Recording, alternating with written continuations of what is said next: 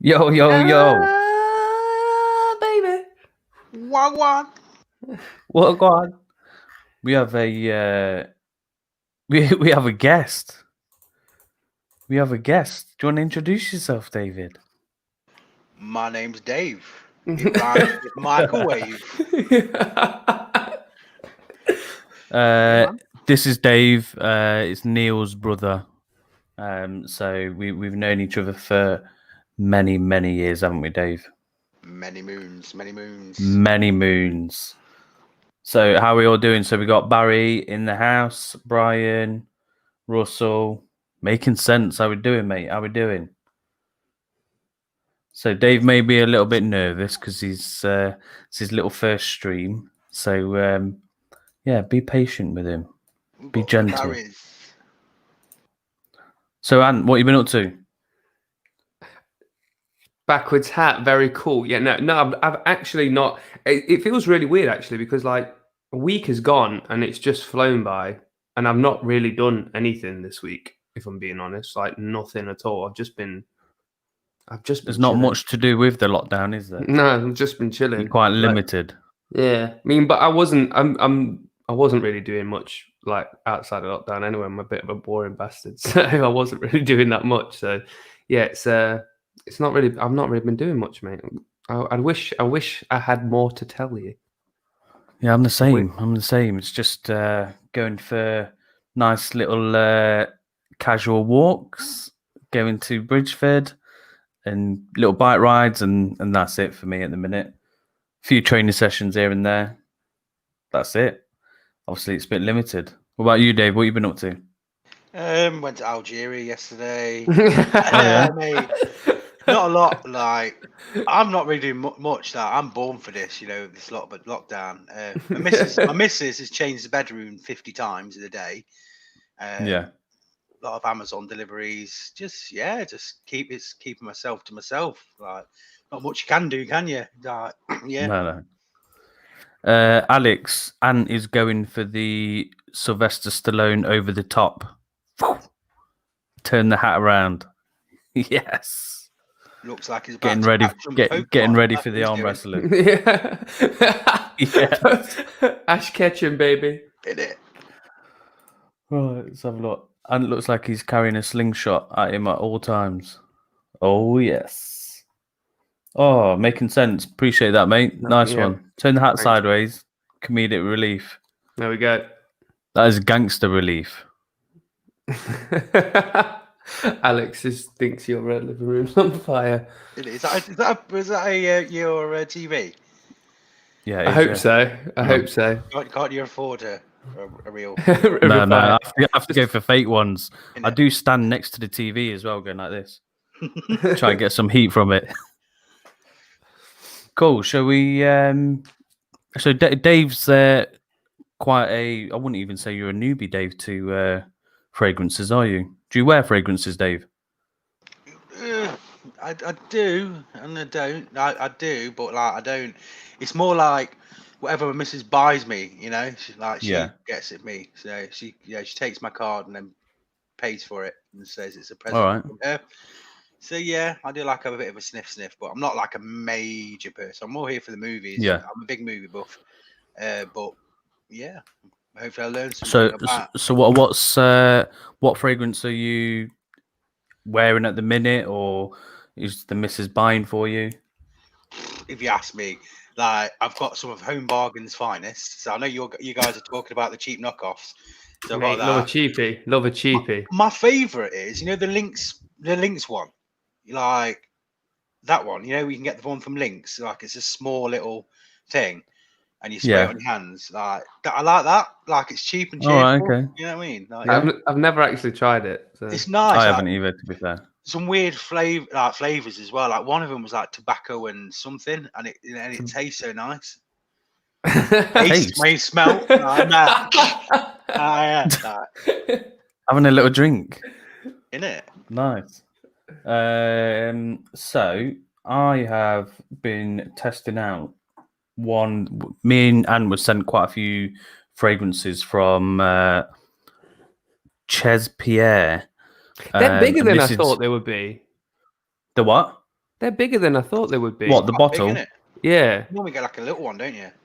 Just so it's- everyone's just for clarification, we were sent these to Nick. So because of obviously a lockdown and me being a lazy bastard, I've not gone around and picked them up. So I've not even seen them yet. So yeah, they're much bigger than I thought they were going to be. Yeah, so this is their interpretation. I'll let you guess. It's called Irish Manpower. I wonder. Yeah, I wonder. So this is Creed's Green Irish Tweed, and it is really, really good. It lasts a very long time. I'd probably say it lasted all day. So yeah, been testing this one out. Tony sent me a few samples. Tony, he probably won't be in here, but I hope he gets well soon because I know him and Bex have been a bit ill this week. So yeah, hopefully they get better soon. But he sent me Hudson's 001. This Speaking of surprised Tony, me. he's here. He's in man of the hour. Hi, Tony. How we doing, mate? How we doing? Just summoned him. Yeah. So yeah, Tony, I was just talking about hoping you're getting well soon, you and Bex, and just talking about some of the samples that you sent across. So Hudson's 001, this one really surprised me in terms of how it smelled. I didn't think I was going to like it, but yeah, really enjoyed this one. I tested this one out yesterday. I'd probably say the performance isn't beast mode, but yeah, just a overall real nice one. And then the last one I've got is Eau de Michons. This is a vanilla. It's just vanilla, isn't it? Yeah. Really nice, this one. Nice and sweet. This one lasted longer than the Hudson's 001. So I had one on one wrist and the other on the other. So obviously with it being vanilla, I like my vanilla smell. This, and I know this is a cheapie as well. Really, really nice. Really enjoyed this one. Yeah, you get bottles of that for like 250ml bottles. They're huge. Yeah, massive bottles. Yeah, really big. What about you, Ant? What you been walking? I've not, because it's been like really horrible weather. Like with me not really going out. I've not really been wearing kind of like autumn ones. I've just been wearing just whatever really comes to my hand really, and they've just been like dumb reaches really. So oh, navy black. yeah, it's just I'm actually wearing this now. I just saw that comment. Yeah, it's just pleasing. It doesn't last very long. I mean, it probably lasts about 3 hours. Yeah, but it's great. It's great.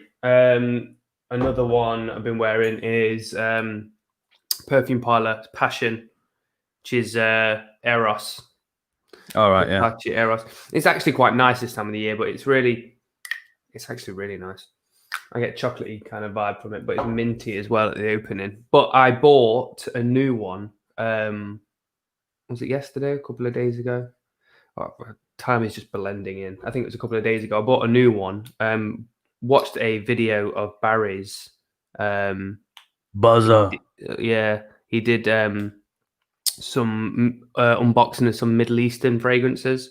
So I thought I'd go on there and check them out because they're all absolutely cheap as chips. Like you look for them and they're pittance, mate. And like the boxes and the bottles, they're all like mad for what you pay for them. So I bought Ragba, and it's actually nice. It's amazing. It's really good. I paid 15 quid for this, and it's 100ml. The box is a bit ostentatious. I'm not gonna lie. But I did get a perfume deodorant with it as well, which I can't I can't see me putting on if I've got this. To be fair, if this is the same, it's like a nice little air freshener. Yeah, it's the exact same smell. Like I'm not about to spray that all over myself. Is it like office deodorant? Yeah, like God knows when I'll use that or if I'll ever use it. But this is wicked and it lasts so long as well. Like I put this on in the morning when it came and I could still smell it really, really strong just before I went to bed. So it's an absolute beast. But yeah, you shouldn't really overspray this one, I don't think. Yeah. Was decent. But yeah, considering the price, mate, as 15 quid. So yeah, can't grumble at the price, can you? Even if I didn't like it, it's 15 quid. You know what I mean? It's not. It's nothing. And yeah, it's wicked. I think you'd really like the vanilla in it, mate. It's really really nice. It's really nice. It's kind of got like a smoky, spicy opening, and then it like dries down into a really sweet vanilla, which is fucking wicked. Dave, you used to be a bit of a John Paul Gaultier man. You used to have I can remember your Le Mans bottle. Oh yeah, I liked it. Yeah, rubbing the chest. I wanted that body, you know. Body. Yeah, I used to follow around you. Like I like my Easy Miyake. I used to love Jupe back in the day. Like remember we were 18, Jupe, mate. Like, Jupe, man. Jupe going out there, man. Then it was more for an older generation, isn't it? Like I used to wear it. Then my mum wears that, and my dad wears that. I'm like, yeah, best not wear it anymore. Yeah, but yeah. Jupe's wicked. I actually really like the smell of Jupe. Yeah, it's nice. I really like the smell of Jupe. Like, I can't knock it. Like I've got a one that is supposed to be a copy of that. You know, like Mont Blanc Individual is supposed to be a copy. I prefer that to Jupe. I honestly don't mind it. Like Jupe is strong. Jupe is a fucking beast. Like you put like three sprays on that. Like. You know it's Jupe, don't you? Like you're good to go. Yeah, you just smell like a 14-year-old. Like you know that you're going out and you're thinking you're a bad man because you got your dad's Jupe. You got your dad's Jupe on. That's probably where it came from. Like everyone just started stealing their dad's Jupe, and that's where this became a thing, innit? It's wicked, but I love it. I really like the smell of Jupe. Really like it. I mean, I don't have it, but I really like it. Dave, what's one fragrance that you've worn in the past that you'd think, I'd like to have that again? You know what? Right, my favorite ever, right, and it going out of fact, I don't know the name of it, but like it was from a shop, like a clothes shop, right? And you know, like you want to get it to the nearest, like, and I thought, right, I'll get this. And it was like 20 quid, and like it was the nicest smell I've ever had in my life. Like, and I've been looking for it. Like, it's like a little black bottle, and I can't remember the name, and I love that smell, like that. And like that's why I've just gone to like home bargain specials now, because like it's like a woman in it, you fall in love with it, but I've never found it. It's weird. It's just like, you know, you walk through the office, oh, you smell nice, and because I think it was from Big and Tall, or no, Giacomo. That was it. It was from Giacomo. So like, not many people smelt it, and I like the unique of it. I like the unique of it, and I never had that again. Like, yeah. You actually find some gem. You know, when you search around like the cheap ones, like you actually find some absolute gems.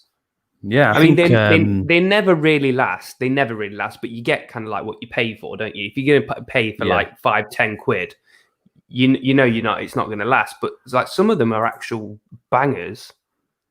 I keep seeing. I think Barry bought the whole shop, but Lush. I keep seeing Lush all the time, and people saying Lush is quite nice.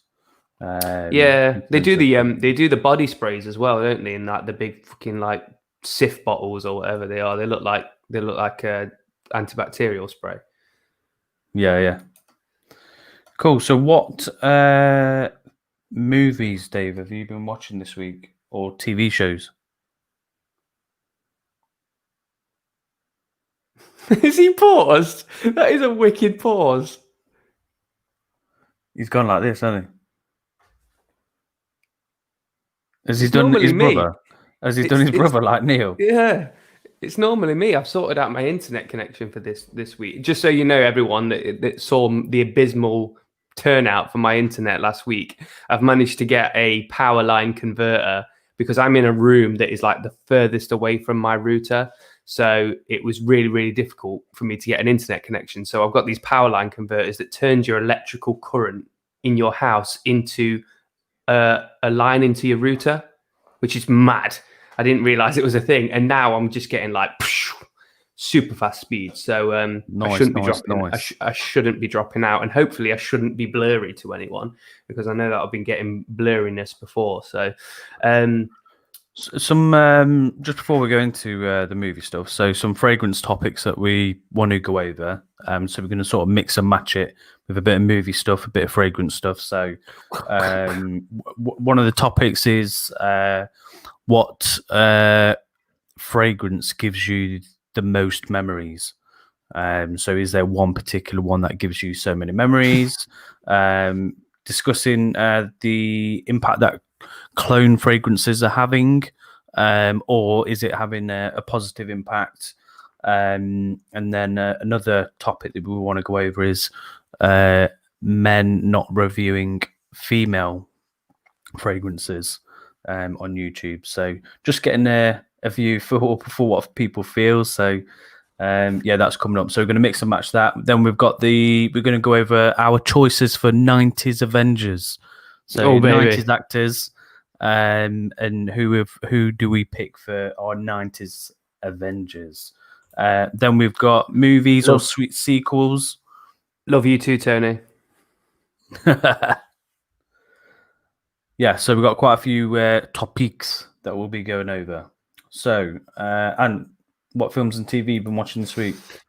I've not been watching many films. I was just saying just before the stream started, I was just flicking through the channels and I noticed that Hobbs and Shaw was on. Fast and Furious Hobbs and Shaw.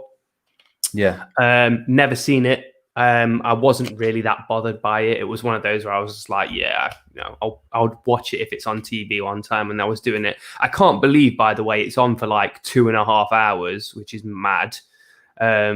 Because like it started at 8. I knew I was going to be doing this at 9:30. It got to like 9:20, and I'm like, this is on for like another hour. Like, how can this possibly be on for another hour? That looks ominous. Hiya. It's all dark. I'll be 2 seconds. I'll come back on cam. Yeah, I thought it was brilliant that you start talking about internet dropping, and I mean internet drops. I'm on Virgin Media. I'm on Virgin Media. I'm not going to say, but yeah, I pay a lot of money for this. But there you go.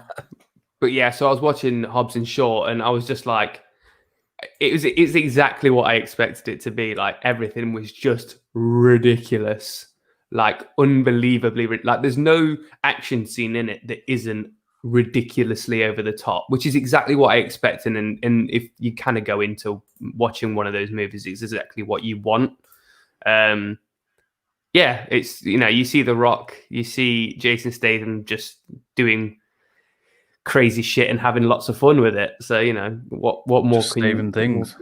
Just you don't expect anything more than it. Don't expect any more than that, and you'll be happy with it, I guess. But in terms of anything else this week, I've not really been watching movies. I've been hooked.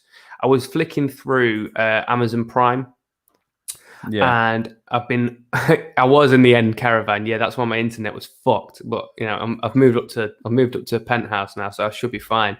But yeah, so I was flicking through TV shows to watch, and I saw this thing, and I was just trying to find some like crap TV to watch, and I found this Ink Master, right? So it, like, when I found it, I'm like, okay, so like it's probably going to be another one of those tattoo shows, and people are just going to get tattoos and this, that, and the other. But imagine the Bake Off for tattoos. So it's like an elimination kind of round where you get like different challenges and shit like that. It hooked me so much. I've watched like 2.5 seasons like within this week. Like, it's mad. And it's crap TV. It's very dramatized and it's over the top. But it's one of those that, like once you watch like an episode or two, you're in for the ride. But yeah, it's not wow TV. It's not like drama or anything like that, but it's just it's all right. Decent. A few peeps. Russell watched The Gentleman. Yeah, great film. Hugh Grant is awesome. fucking wicked in that movie. Amazing in it. What we got? So Tony, season 2. Yes, on the old kingdom. Yes, Tony. Love a bit of Jay Kalina. Dave, did you start Kingdom? I've watched a couple of episodes. Like, Yeah. so I'm getting into it. The main thing I've just finished and binge watched was The Boys. Like, Mate, I waited. I was lucky though because I've only watched season 1 and I literally timed it, so I watched it back to back. Like it's absolutely. And I realised on the last season 2, I realised that Homelander was the guy from Banshee. Do you remember Banshee? And that was one of my favourite TV shows. And I just realised at the end, it's like the bloke from me. Did a little Google search, yeah. But that's probably there. And I'm looking forward to watching The Mandalorian as well. Like I'm a massive Star Wars fan, but I've not watched that yet. That was really surprising. But yeah, that's what I've been. I've watched the first maybe 2 or 3 episodes of the first Mandalorian first season, but it was like always on whilst I was doing something, so I never really watched it. So I just stopped watching it. So I think I might wait a little bit longer until season 2 kind of really gets into it, and then just watch them all back to back. Apparently, it kicks into gear. Like Neil's watching it, and he says it kicks into gear on season 2. So like returning characters, because that's one thing I didn't. You know, I'm more into the Jedi's, and that's the thing I love about it. Like, I'm a massive fan of the Old Republic, which is like, you know, when it was a lot of Jedi and Sith, and I know a lot about the lore. I've read the books, but like apparently they're coming into that, and like old returning characters might be coming in. Not gonna say much, so that's piqued my interest. So it is a payoff. So I'm looking forward to sinking my teeth in that. For real, nice. Barry's been watching Interstellar. Yes, it's a banging movie. We have another guest. Was this a planned guest, Nick, or is this a? Stick him in. Right, he's in. It's a Wedding Crashers type scenario. Yeah. I wasn't supposed to be here. Jump in. But here I am. Jump in. How are we doing, Alex? Yeah, not bad. How are you guys? Good to have you in, mate. Good to have you in. What have you been checking out this week? What have I been wearing, first of all? What have you been wearing? Let's go through scents. Tell us. Let's go through Marc Jacobs Bang, the classic. Oh. Spice Bomb, no doubt. Wearing the memory of that all the time. Spice Bomb, still never tried it. Don't trust it. Don't make it so aggressive. That's basically what I'd say. Because I think Spice Bomb just gives off the impression that, you know, something's going to go wrong. But in terms of projection, it must be a beast. A monster mode. A monster mode, indeed. What have I been watching this week? Let's see. What have I been watching? I just recorded the podcast today, so I should know. Rebecca on Netflix, which is fine. Oh, yeah. Yeah. It kind of does the job okay. It's, you know, pretty to look at, but not too much below the surface. His House, which I really recommend. I think that's great. That's also on Netflix, a new horror movie. And what else? I cannot remember. Never mind. But yeah, that's what I've been watching this week. Alex, just before we change onto someone else, Barry has a really important question for you. Okay. Can you give us the plot of Prison Break? Okay, so I actually can, because I've now watched all of Prison Break. Have you? Yeah, so what happens is the guy goes into prison and his brother has to get him out of prison, and his brother designed the prison, I think. Is that the rule? Is that what happens? I've never seen an episode. And then I think they get out of prison, then they go back to prison. They must do, because otherwise there wouldn't be another series of it if they didn't. Then they meet the woman from The Walking Dead, I think. And then they're back in prison again. And then they join Legends of Tomorrow, I think. You actually, your explanation is actually more entertaining than the TV series itself. So well done for that. Than Prison Break. Yes. But Prison Break's a huge hit and you loved it so much, right? I did. I didn't love it. I was obsessed with it, but yeah, it's Is it me who's made it so that you're obsessed with it? Potentially, me having to explain what it is over and over again kind of dulls the mood a little bit. Because Yeah. in my head, you love it. You're a super fan. But I think you've maybe seen as many episodes as I have, which is 0 episodes. I just love Wentworth Miller more than anything. I just love Wentworth Miller. He's the main chap. He's the one with the tattoos. Main chap. Yep. Yeah. Mm-hmm. I checked out the Nick Cage films on Prime. I think it's called Color from Out of Space. Oh, yeah. And it was a bit of a mix of like The Thing and Annihilation. Yeah, it's definitely got themes of both. Yeah, I didn't know whether I liked it or not. Yeah, I came away from it just going, weird one. It's a mixed bag. I think there's some good stuff in there. There's some bad stuff in there. There's Nick Cage basically being Nick Cage, and that's about it. Like, yeah, there's stuff to like and there's stuff not to like. And I think I came away going, it's all right.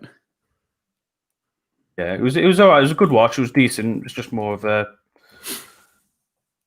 film to watch if you've got nothing else to watch for me. Yeah, sure. So I agree. And that was decent. Have you guys watched anything else this week? No, just Ink Master. I watched a good soap opera called The Election. That was pretty much what I watched most of it through. Like, you know, that's probably my most viewing, just if any TV, just to see what was cracking off. But that's pretty much it for my viewing.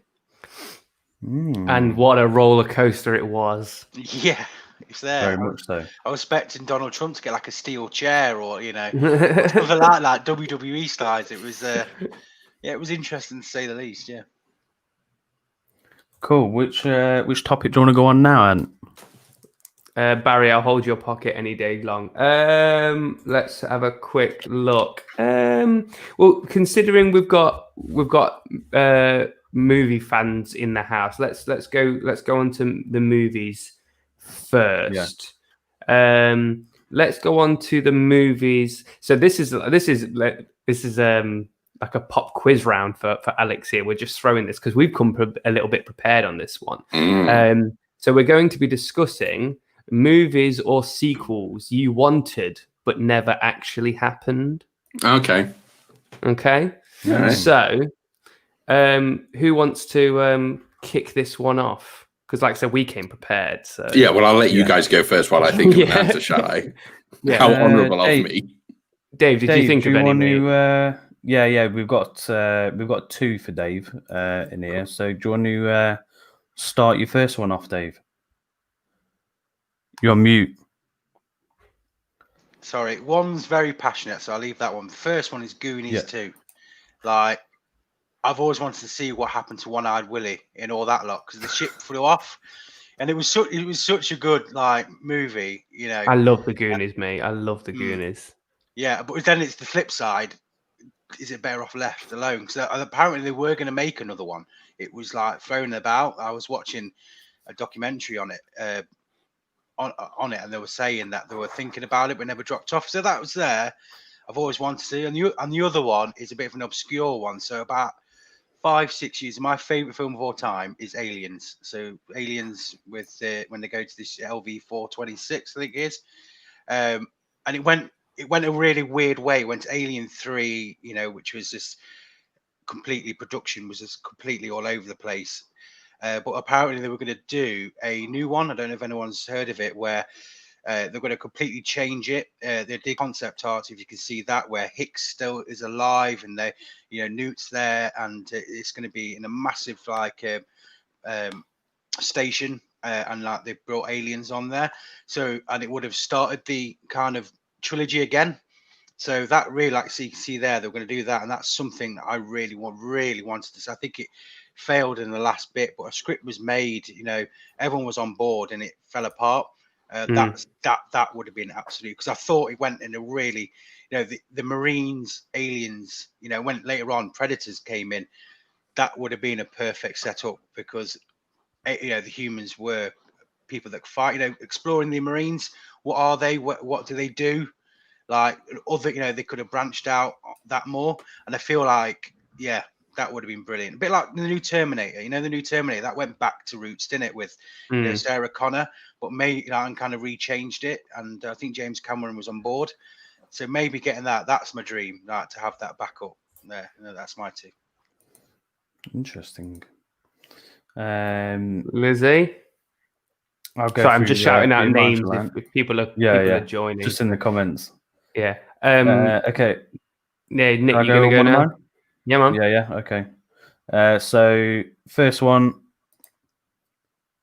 Yes. Do it slowly. Do it slow. Sexy. Do it some more. Do it sexy. For some reason, I always wanted a sequel for this one. I just really enjoyed the characters in this. Thought Jamie Lee Curtis looked phenomenal. Just always wanted a sequel for this. I think it was because there was a lot of talk. Obviously, Cameron always delivers good films, and if he was coming back, I'm sure it would have been another decent sequel. But yeah, just never happened, and it was just one that I wanted to see. Another one of mine, Beetlejuice 2. I think this was from when I was younger. So I really liked the sort of setting of it and the creepiness and the sort of comedic horror vibe to the film. But yeah, I think they kept talking about it. I think it was like Beetlejuice 2 in Hawaii or some crap like that. But yeah, I don't think it ever went ahead with it. The fantasy of Beetlejuice as well, isn't it? It's like the fantasy. I always love films about the afterlife as well, and their spin on it was brilliant. It was like that's one thing I picked up on it, and like Tim Burton is an absolute genius. I would love to say with that, Nick. The first one was a bit out of there. I was like, I didn't think you were going to say that one. I knew you love that film, but Beetlejuice. Well, Beetlegeist, isn't it? It's spelled Beetlegeist. Yeah. Beetlejuice. I love Beetlejuice. I grew up watching Beetlejuice, and it's one of those like really weird, macabre kind of movies that you shouldn't watch as a young person, but it is amazing. Like at any age, even now, like I know that it's a dated movie, and like when you look at the sandworm on Saturn and stuff like that, I mean, it looks really, really janky. But it's still like everything else still stands the test of time for me in Beetlejuice. Like I could watch that now and still be entertained by it. And I don't know if that's just because of a deep-seated love from being younger, but I think it still holds up and it still stands the test of time. Definitely. Yes.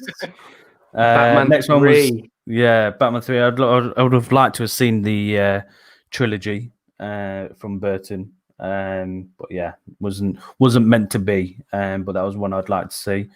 Just two more left. How can I not have Jean-Claude in here? Double Impact. I wanted a sequel to this one because I thought the characters were done really well, and I would like to see triple impact. Oh yeah. It'd be like twins, triplets. Get Eddie Murphy in there. It would be fantastic. So yeah, and then just a film that wasn't made, but I'd have liked to have seen it. Duke Nukem. Oh yes, come get some. Jesus.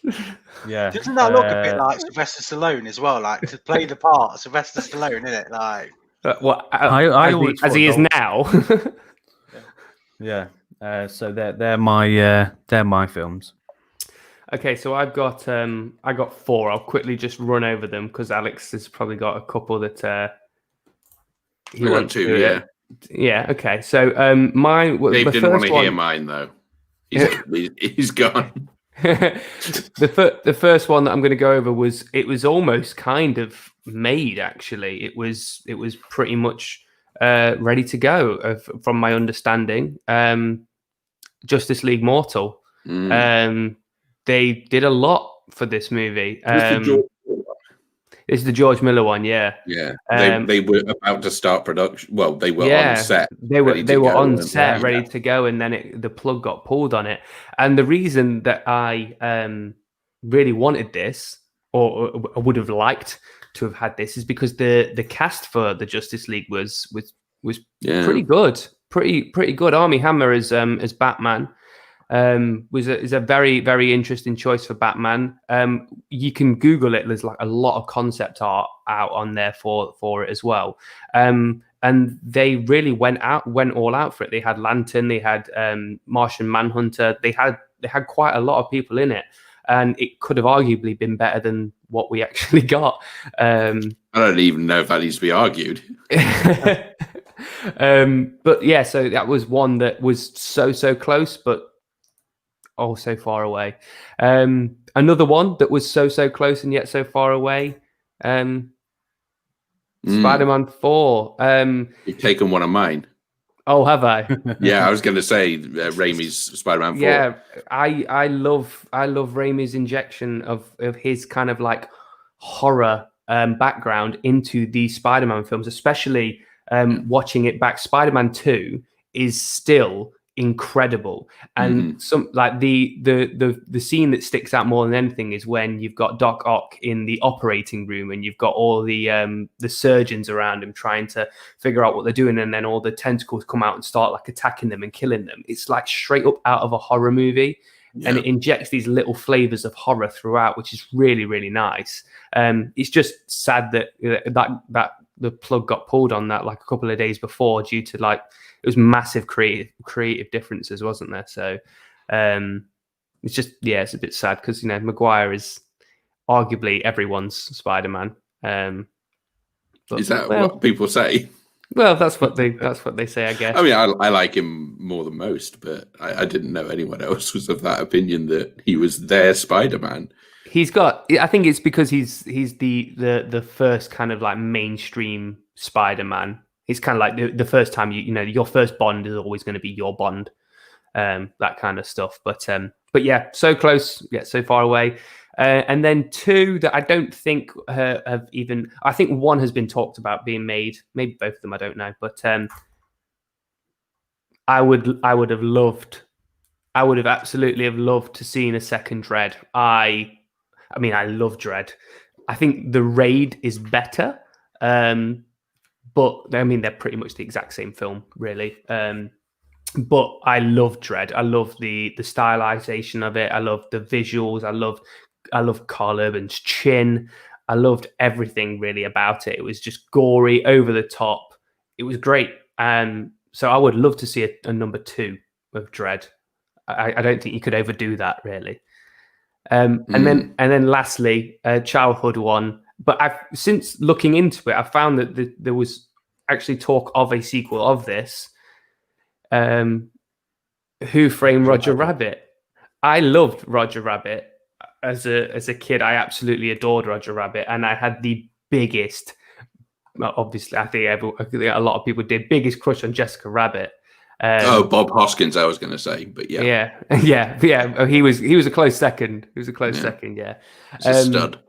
But there's a lot you can do with Who Framed Roger Rabbit because of the interplay with all the animation and stuff like that. I know that things have come on a long way since then, but it has a strong foundation to be able to do a lot with it and just go all out, really, because you're limitless when you've got animation. So you could just go mad with it, and I want to see Jessica Rabbit in a new movie again. So there's mine. So you're just doing this from like a I'm horny situation. Is that what's going on? Always. Obviously. I mean, fair play admitting it. Good for you. Go get it. For a cartoon. So mine definitely, Spider-Man 4 without a doubt. That would have been great to see because I think Raimi's. I'm one of the few people who defend Spider-Man 3 minus the Venom stuff. Get rid of that. You've got a good film there. Especially if it was done the way that he was trying to do it without Sony getting involved and saying, maybe you should put in Venom because we think we can sell some toys or whatever. It's exactly what they did. Yeah. But I think Spider-Man 4 would have ended up being something really interesting. And I think there was some interesting casting choices that were going on there as well. Obviously, I've got to mention Andy's pick because he sent me on as his representative tonight. Godzilla 98. He wants a sequel to that because I think, if I remember correctly, I know he'll correct me. There is a bunch of eggs that is laid by Godzilla in Madison Square Garden, I think, at one point. Yeah. And they never really got referenced again. And it was clearly setting it up for the sequel, and then never happened because, well, we saw the movie. It is great to call it Brandy. I think the best thing about Godzilla 1998 is the fact that the people of Japan have declared that they're not recognizing it as a Godzilla movie because it's so far off of what Godzilla actually should be. It's like a whole nation has said that's not my Godzilla. Just get Jamiroquai in there. Yeah, I'm going deeper underground. It had a banging soundtrack. We were discussing this the other day. I think that's great. We've rewatched a couple of the Addams Family movies this week, and I'd love another one of those if Raul Julia was still alive. With the original cast, would have been phenomenal because you forget how good those movies were. We rewatched them and kind of had that thing of like, are they going to hold up still? They more than held up. Like they are still genuinely funny to this day. So that's another one. And then finally, Rat Race. I mean, I talk about it on the podcast all the time. Rat Race, we want to see what happens to Enrico Pollini now that he's given that money away. We want to see what happens to Smash Mouth on their world tour. All of these things need to be answered, and yet no one's willing to make that movie. So those are my ones. But yeah. Someone in the comments have said The Sixth Element, equal to The Fifth Element. I think that'll be good. And going on the Addams Family, I don't know if you've seen that Tim Burton, he's having a TV show. So there's a TV show of the Addams Family coming out, and I think Tim Burton's attached.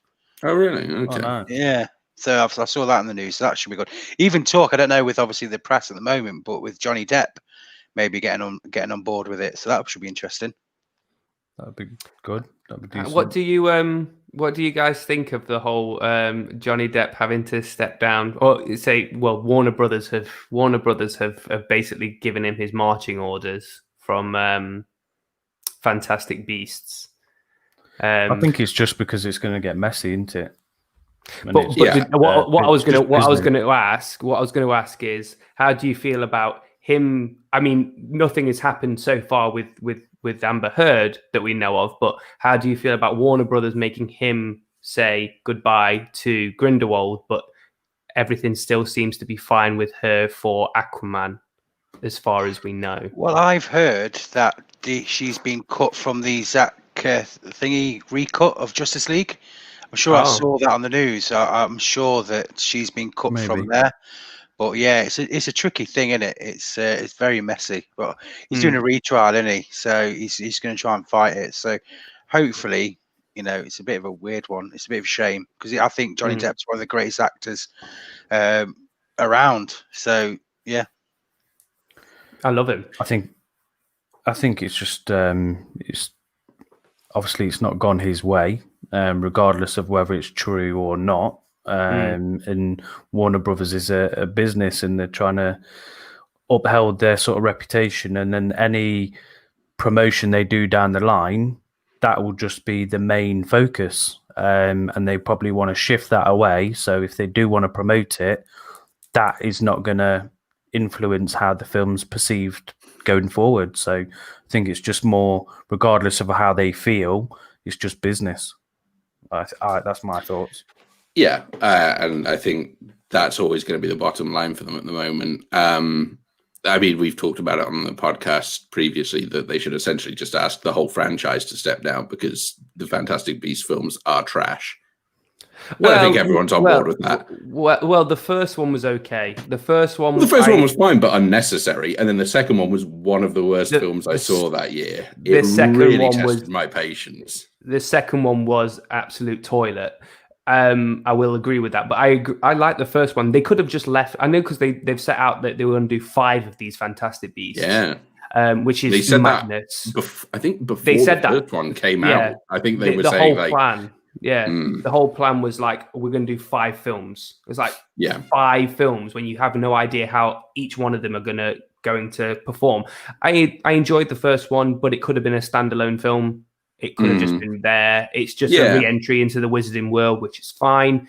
But now, obviously, with this whole stuff going on is not making it any easier, and the fact that the Crimes of Grindelwald was a bag of shit. Just cut it, get rid of it now, dump it. I think it's a franchise that, particularly with the stuff about J.K. Rowling at the moment as well, you can dump the franchise at this point and get away with relatively clean hands. But I think if you continue doing 3 more films and commit to that and say, right, we're going to sink 200 million in each of these, that's a hell of an investment to make in a franchise that might not be the best going forward PR wise. So the creator and the biggest name in it are just under media scrutiny for pretty much everything at the minute. So it's not like you said. And if they're trying to cut their losses by telling Mr. Depp to leave, then the whole thing's made by J.K. Rowling, and everyone's not happy with her at the minute. So it's a minefield, really, isn't it? So. And have you got a emoji thing? I have. Oh, I've got a game to play. I've got a couple of games to play. These are actually pretty difficult. They were for me anyway, but that's not really saying much. So I'm sure most people have played these emoji games. There's 15. To be fair, I've got 2 of them, so we could do 30. Depends on how well the first one's received. So there are 15 movies to name, all made up by emojis. So I'll put them on the screen. I have the answers on a different screen here. So I guess you guys can play along as well, because you won't know what they are. But if you give me a second, you can start throwing some answers. So these are all movies, yeah? These are all movies. Well, number 2 is Sin City, isn't it? Correct. Yeah. Number 2 is Sin City. I'm too good at these. High School Musical, number 4. Number 4 is High School Musical. Yeah. Number 5, Cool Runnings. I'll stop. Is it Cool Runnings? Number 5 is Cool Runnings. Well done. He's on fire. Sorry, I've not moved on from number 1. I'm just trying to work out what film features all of these animals. And all I was going to do is The Zookeeper. But we know that Kevin James movies don't make it onto here. I think I might know what number 1 is, but I'll see if someone gets it in the comments. Yeah, guys, in the comments, we want to just number 1. Don't talk monkey, or I set the dog on the road. What a great film that was! Like, straight to DVD, but you know what? Golden. That's the sequel I want to see. We've got number 1 is apes, dogs, cats, hamsters, and rabbits not on a plane. Oh yes. Have a look. I think I know a couple of them. Yeah, I'm getting some as I go down, but I'm still going back to number 1 and just going, what the hell is this? Is Jumanji on there? No. No Jumanji. Jumanji is not on there. We've got number 8 as 4 Lions. Jumanji. 4 Lions. Number 8 is 4 Lions. It's very much what it says. Yeah, say what you see. Yeah, all right. Way to make me feel like a dumbass. I was actually thinking Lion King. Where's Barry on this one? Barry's usually like hot on the take on this one. When like Heather's not in the house either. Here we go. Here's Barry. There you go. 15 twins. Correct. Very good. Andy's Horny City. Yes, it is the famous film Horny City. Yeah. 4 Lions, Tony. Yep. 11 Knife Point. No, but close, Russell.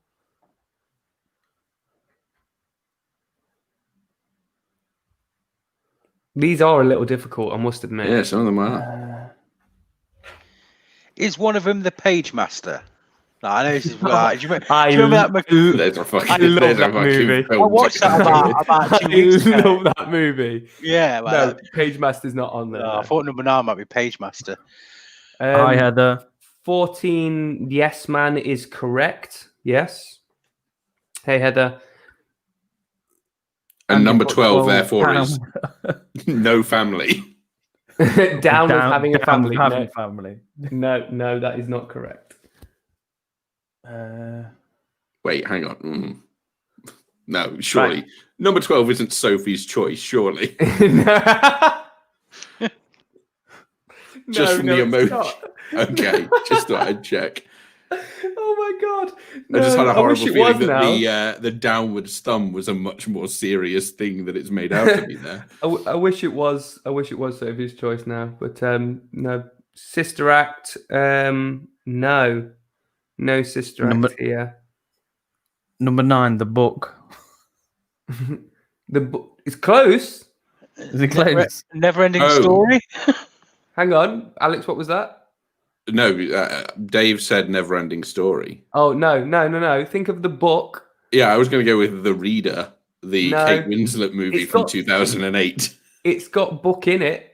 Notebook. What is it? The Notebook. There we go. And then number 6, obviously, the very famous film Baby Gambler. No, it's not Baby Gambler. Yeah, I think it was a sequel to Baby Driver. Yeah, I remember that. These are difficult. Which ones have we got left now? So we've got number 1. I can tell you hasn't been guessed. Number 1 left. Number 3 left. Number 6. Number 7. Number 10. 11. 12. 13. Yeah. Is trying one to figure out what Doolittle? the dice is. What did you say, Nick? Dr. Doolittle, the first one. No. Number 5 is Ocean's 14 with Nirvana, baby. Knives Out? Knives Out is correct. Number 11. Heather. Of course. Here comes Heather, taking it now. Taking over buzzer. On it. She's on it with these. So what we got for the first one? Any guesses for the first one? No, I've not got anything better than whatever I said first time round, and that was terrible. The first one is a bad clue, to be fair. It's just Homeward Bound. It is a I was thinking Homeward Bound. It is a movie that contains animals. So the first one is The Secret Life of Pets. Apparently, what the hell is that? Nah. Have you ever seen Secret Life of Pets? No. Yeah, I mean, I'm aware of it, but I would have never guessed it for that clue. Number 3. Anyone got anything for number 3? It's just making me really hungry. Oh, close. It's got the word Hunger hungry. Games. Hunger Games. Oh. There's number 6, the sequel, Baby Games. Baby Games. Child's Play. Child's Play. Well done. Oh. Okay. So we've got number 1. Well, we haven't got number 1, but we're given number 1. We've got number 2, number 3, number 4, number 5, number 6. So we need 7. Lizzie says 10. Devil's Advocate. No. Number 2. No, it's number 2, Sin City. We've already had that one. Number 10, number 12, number 13. Number 7, Good Will Hunting. No, number 7 is. I mean, it's literally a say what you see. I mean, what do you? No one wants to say close. What's it? Book geek. No, if you are a geek, you are nerd. You can dress kind of like it as well. Oh, Book Smart. Oh god. Book Smart. Yeah, okay. It's literally a say what you see. That is literally a say what you see. Well, I would have said glasses. That's what I would have said for the second emoji. Barry's put book face. Book face. Oh, Brian got it. Book Smart. Yeah. Okay. Number 10, Andy's put musical prostate exam. Oh gosh. We're definitely hitting the high notes with that. So yeah, number 10. Music. This is difficult. This is difficult. Is it a film we know? Yeah, everyone's heard of it. Yeah. Okay. I think have we got number 13? No. Is it like Granny School? Oh, Old school. old school. Oh. Well done, Dave. You got me most of the way there on that one. Granny School. I looked at it. I was just like, oh yeah. Number 10, La La Hand. That's good. I like that. That's pretty good. I wish it was that. No, it's that. I've decided. Okay, 12. Number 10. So it's hard. There was 3 movies of them. There were 3 of them.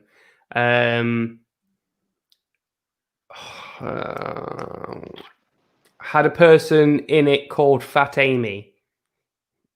Pitch Pitch Perfect. Pitch Perfect. Yeah. Okay. Yeah, it's not. I can see it now. Yeah, but yeah, it was a trickier one, I think. Yeah. So what are we on now? 12. We're on 12 now. Yeah.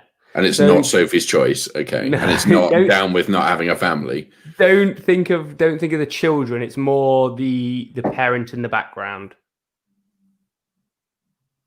Bad parents. Bad mums. Well, that's it. Bad mums. That's Bad it. mums. Yeah, bad mums. So that's it. We've got them all. Oh, nice. Do you want to be subject to the second round, or should we do it a bit later? We'll do it a little later, shall we? Yeah, do it a bit later. Yeah. Yeah. We need a breather from that one. Keep talking about what fragrances I've been wearing again. Oh, hang on. I've got one here. I actually have a fragrance bottle here. It is Boss. Is the Boss the Scent? That's Boss the Scent. Oh, he's hammered that one. Private Accord. Oh. How do you like it, Alex? It's good. It's let me do a live sniff for you now. Okay, so if we need to make sure I don't spray myself in the face. Notes of, I think, oak. There's definitely musk to it. I think dust as well. Dust. I like it. Must, dust, and oak. I'm going to say those are the 3 main notes. And chocolate, probably. I've no idea. I've never really looked into what's in it. I actually Is really Bang like your that. number 1? Bang's always my number 1 forever in my heart. There's no ingredients list on here, and there's not a recipe for how to make it yourself. So it's very difficult for me to tell you what's in here. But yes, I have banged through it, I believe the term is. This is a couple of years old at this point. Shall we go into this one? Yeah. Why not? So I haven't got a bottle, so I'll jump straight into this one. So I haven't got a bottle of this anymore, but I bang on about it quite a lot. Bang bang. And basically, it reminds me of probably from the age of about 14 to 20 years old. So kind of like all my best teen memories are all tied into this one fragrance because it's the only thing that I wore the entire way through. And it's this bad boy here. It's Ralph Lauren's Polo Double Black. It's just it's amazing. And I've got a Perfume Parlor clone of it, which is pretty much spot on. But yeah, every time I smell it, I just think about, more so than anything, I think about being back at sixth form. More so than anything. And it's like as soon as you smell it, it's I suppose it's just one of those things that you smell something, you just kind of go woof, and it just takes you straight back there. But I'm back at being in sixth form, and I shouldn't have been in sixth form because I wasn't doing any learning or anything like that. I was just having fun the entire time. So it just reminds me of being young and carefree. Oh, which is carefree. A life you wouldn't give for those days again. That's the life you want to live, and I absolutely love it. And it's a really, really nice fragrance. The problem is it only lasts, like the actual one doesn't last that long, and I think it's discontinued now. You can't get it like from I think you can only get it in like strange places. But yeah, that's my main one, because like I wore it for so long in such a kind of like wicked part of my life that whenever I smell it, I just think about being young again, which is nice. Yeah. I love these memories from last year. Yes, Brian, from last year, because what's happening? Yeah, because I don't know if you noticed, but when I shaved off my beard, I looked like a 12-year-old. So, and also a backwards cap, I think. Of course. Oh, hang on. Yeah. Oh, sorry, sideways. Sideways. Cap. Well, sideways. Yeah. I can't respect you right now. What? Right now? Just yeah, this is the only time. I think I prefer it backwards to forwards. Okay, I'm happy with this. Yeah, cool. It looks different cool this way as well. You look like Bart Simpson. In my head. Nick, what about you? I've got 2. Dave, you'll probably recognize a few of these. So, first one is a bit of Sean John, Unforgivable. So this one, I can remember the very first time I actually smelt it, and I was pissed out my face in a club, and one of my mates come over to me, and I was like, what is that aftershave? I need to buy it. And it smelled amazing. And yeah, ever since then, it's always been in my collection. Very much a cheapie. Were you whispering in his ear? Were you like, what are you wearing? I think I probably was, actually. I think I had a little like list to see what it tasted like as well. You smell incredible, mate. Can I sniff your neck? You smell unforgivable. And then the other one, this probably gives me like loads of memories due to the amount of compliments I've got, and it's Schneller Law Hom Sport. Chanel, baby. Can you remember this one, Dave? Yeah. Like, do you remember when you got a job because of that smell? So Nick, like, he came to my work and I got him an interview, and he went in for this interview, and it was predominantly girls that came in. So I didn't know how he went in. They took one sniff of him and they gave him the job. No, like, did you even get interviewed, Nick? No, no. She went, "You smell good. You've got the job." Yeah, that was it. And I remember I was like, "Wow, yeah. Is that the interview you walked in and you were naked? Or is that No, I wouldn't have got it then. Yeah, no, I wouldn't have got it. Yeah, I'd have been arrested. But yeah, this one, even in other jobs, males are asking me what I'm wearing. Females actually just compliments galore. I don't wear it as often. Don't know why, but yeah, this always smells amazing and gives me lots of good memories on this one. Probably say this is my main one where it takes me back to lots of different occasions. We have one here from Andy. So my answer to this is the time I bought David Beckham in Tenerife and spent that holiday pouring it into my skin, like filling a bowl of cereal, until my dad snapped and told me how to dab it on my skin. I wouldn't expect anything different from you, Andy, if I'm being honest. Yes, I think that was a different interview. Yes. Yeah, very much so. Casting couch. Dave, have you got one? Probably I've already said it before. Dupe. Like, yeah. I used to wear that going out. I just remember waking up like next morning and all you can smell is like kebab meat and dupe. That's been even a good time. You know what I mean? Like, yeah, it was there. It was always a potent smell. Like, you know, like if you got your dupe on, you're going to back in the day Zanzibar and Derby. You know, you got your dupe on. You're ready not to pull. You know, but you don't care because you smell beautiful. You know. You know what? I miss Zanzibar. I used to go to Zanzibar on under 18s nights, like when I was before. And I loved Zanzibar. I loved Zanzibar. And then when it got closed down, I found out that it was like unsafe foundations or something like that. I was gutted. I was absolutely gutted. Start at the top floor and then work your way down to the cheesy pop floor. Yeah, at the bottom. What a club! What you do is don't you? 5 mega mix. You try at the top and you don't pull, and then you go to the middle floor and you're there. You look in there. That's like you're gonna get stabbed. And then like then the bottom is the desperality one. You know, you find Brenda there, and then you're off home. There you go. She loves to smell it. Loves the smell of your dupe. You're in. There you go. What about you, Alex? I'm guessing it's Bang. Well, obviously, Bang is the scent I can never recreate, and for some reason, no one's making clones of it. Is there anyone in the comments today who does the clones, who makes clones?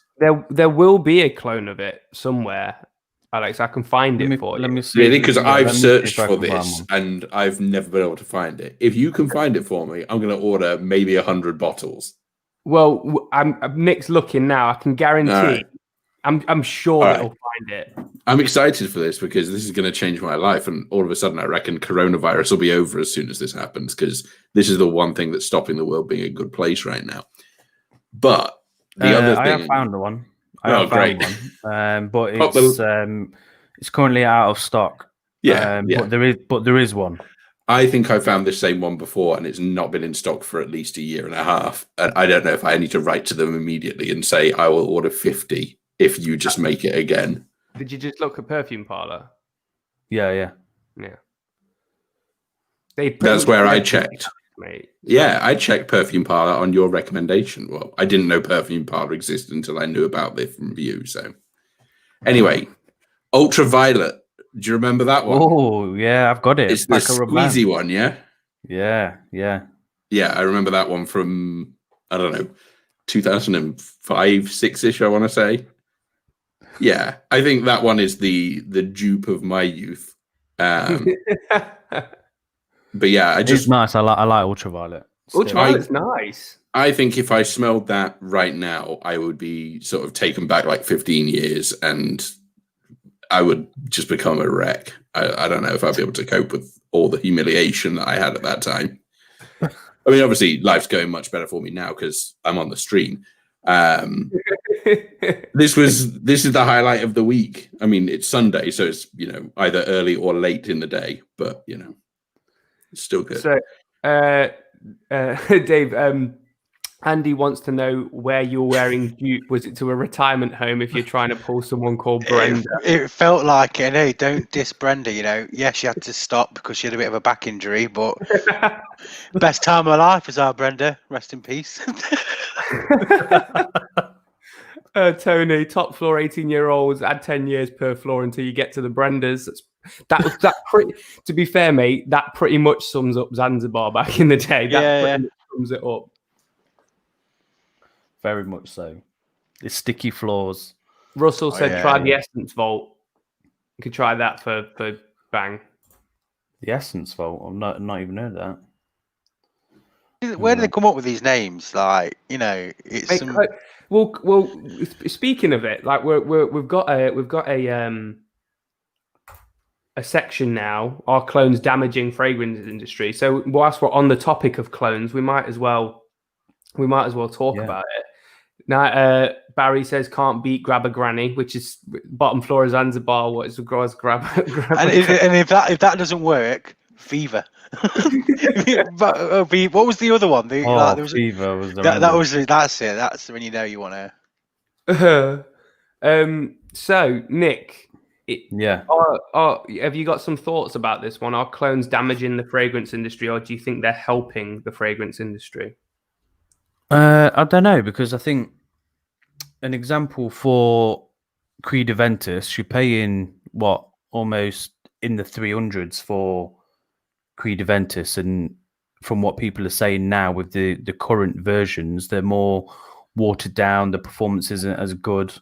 Where your clones now are probably outperforming Aventus, and more or less 90 to 95% smell similar. So I don't know if it will be a case of will that urge companies to do a better product, or I don't know, damage it in some way. So I don't know if it will get the actual brands to stop watering down and reformulating, because I think more and more people will probably go to the clones due to the better performance. They're getting the old smell again.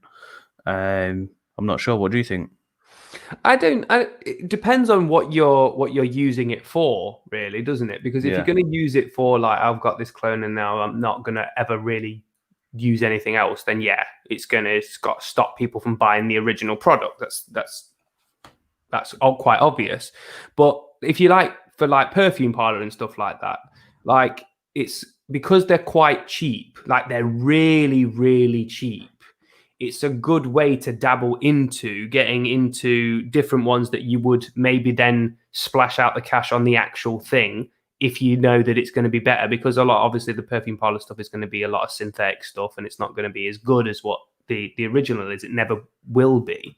But it's a good way of being able just to try new things, to be able to then maybe get the real thing later on. Because not everyone wants to go out and, go into Boots or go into House of Fraser or go into Debenhams or John Lewis or what and spray 1,000,001 things just to test them. So it's easier just to buy like a £3 roll-on oil, get it delivered, and if you don't want it, it's £3. You're not wasting really anything. But if you really like it, you can then go out and buy the real thing. So I think it has its benefits to kind of like the actual, the legitimate industry, if you want to call it that.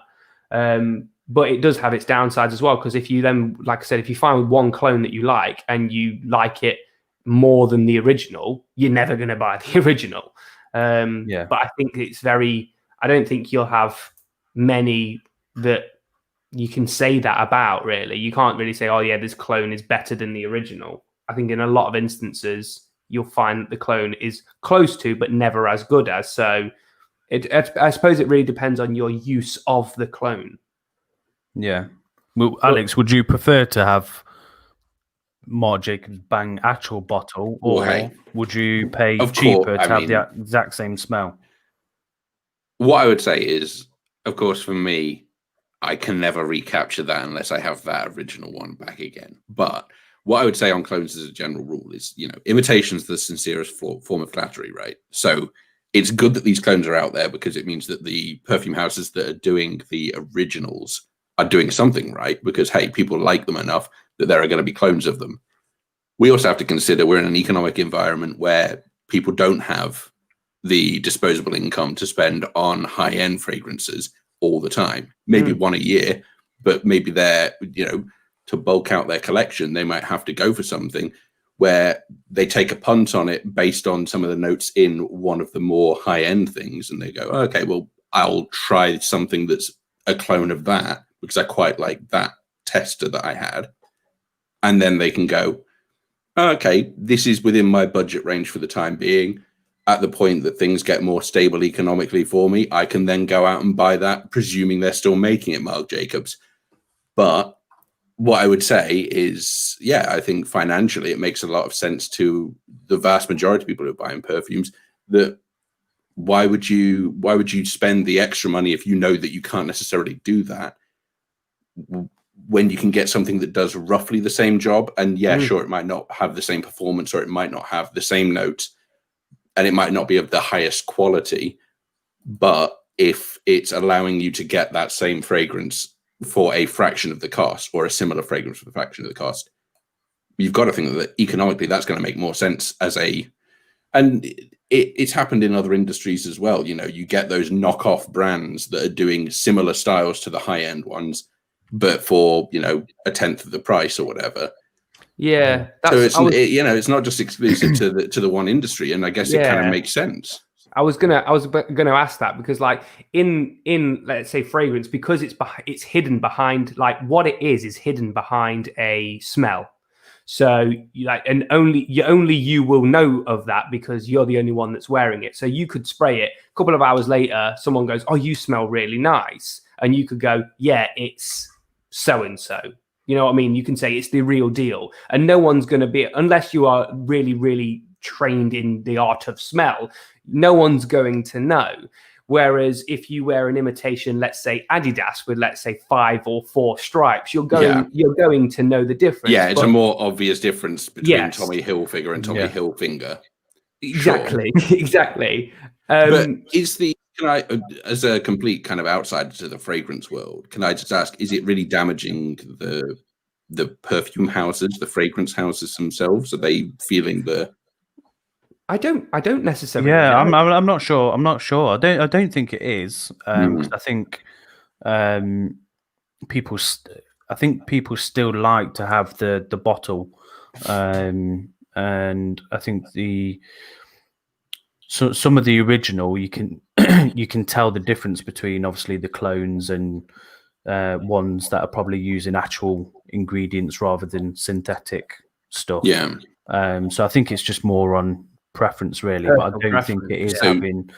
Yeah, I don't think it is having a big impact. So it's kind of too early to say whether it's a true attack of the clones or if it's just a you know. Yeah, it's, to be fair, it's kind of like, if you really care about it, then fair enough. But ultimately, and Brian's put on here, devil's advocate here, if Tuscan leather costs £275, which it does, and Le Yuquam, which is a very awesome name, but costs £55, and they are pretty much identical. They are, and it's a perfect example.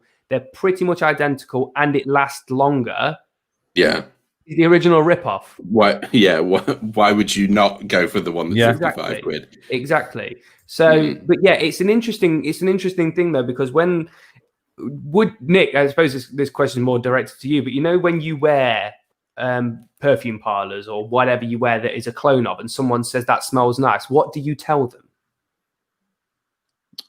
I tell them what it is, perfume parlor. Yeah. See, I think a lot of people wouldn't, and that's that's my kind of like query about clone houses, because it brings me on to the whole like 3, 4, 5 stripe Adidas, or like you said, Tommy Hilfiger or whatever it is. Like it's one of those where you would quite easily flaunt it because it's a fragrance, because no one really. I don't say no one really cares, but it's hidden behind a smell, because if the smell's nice, then it's fine. But it's like people would kind of go, that's not real Adidas, or that's not real Nike because the tick's upside down or whatever, and something like that. So it's weird that clones in one industry are seen as there's nothing really wrong with it, but in a completely other industry, it's completely different. It's really weird that, because it's hidden behind a smell, and if the smell is pleasing, then it doesn't really matter. Whereas if it's a physical object like a coat or something, or a pair of trousers or a pair of trainers or something, people would just go, "What? Why are you doing that?" It's just weird. But yeah, there's a good comment there, just backing up what I was saying. Just like, you know, if it's prohibitively expensive to get the original, then you can't blame people for going for the clone ones if they're readily available, and if they're at a price point that's more agreeable to 99% of the population. You know, these fragrance houses control everything through supply and demand anyway. It's a case of, they'll make set amounts of whatever and bring it back if they feel like it's a seller or whatever, and they'll price it however they feel is necessary. Yeah. It's just an interesting topic for me, because I'm relatively new into the whole fragrance game anyway. It's only really this year that I've really got into it, and I just find it quite refreshing actually to see that people are accepting of something that is not, they're trying to be nothing other than a clone.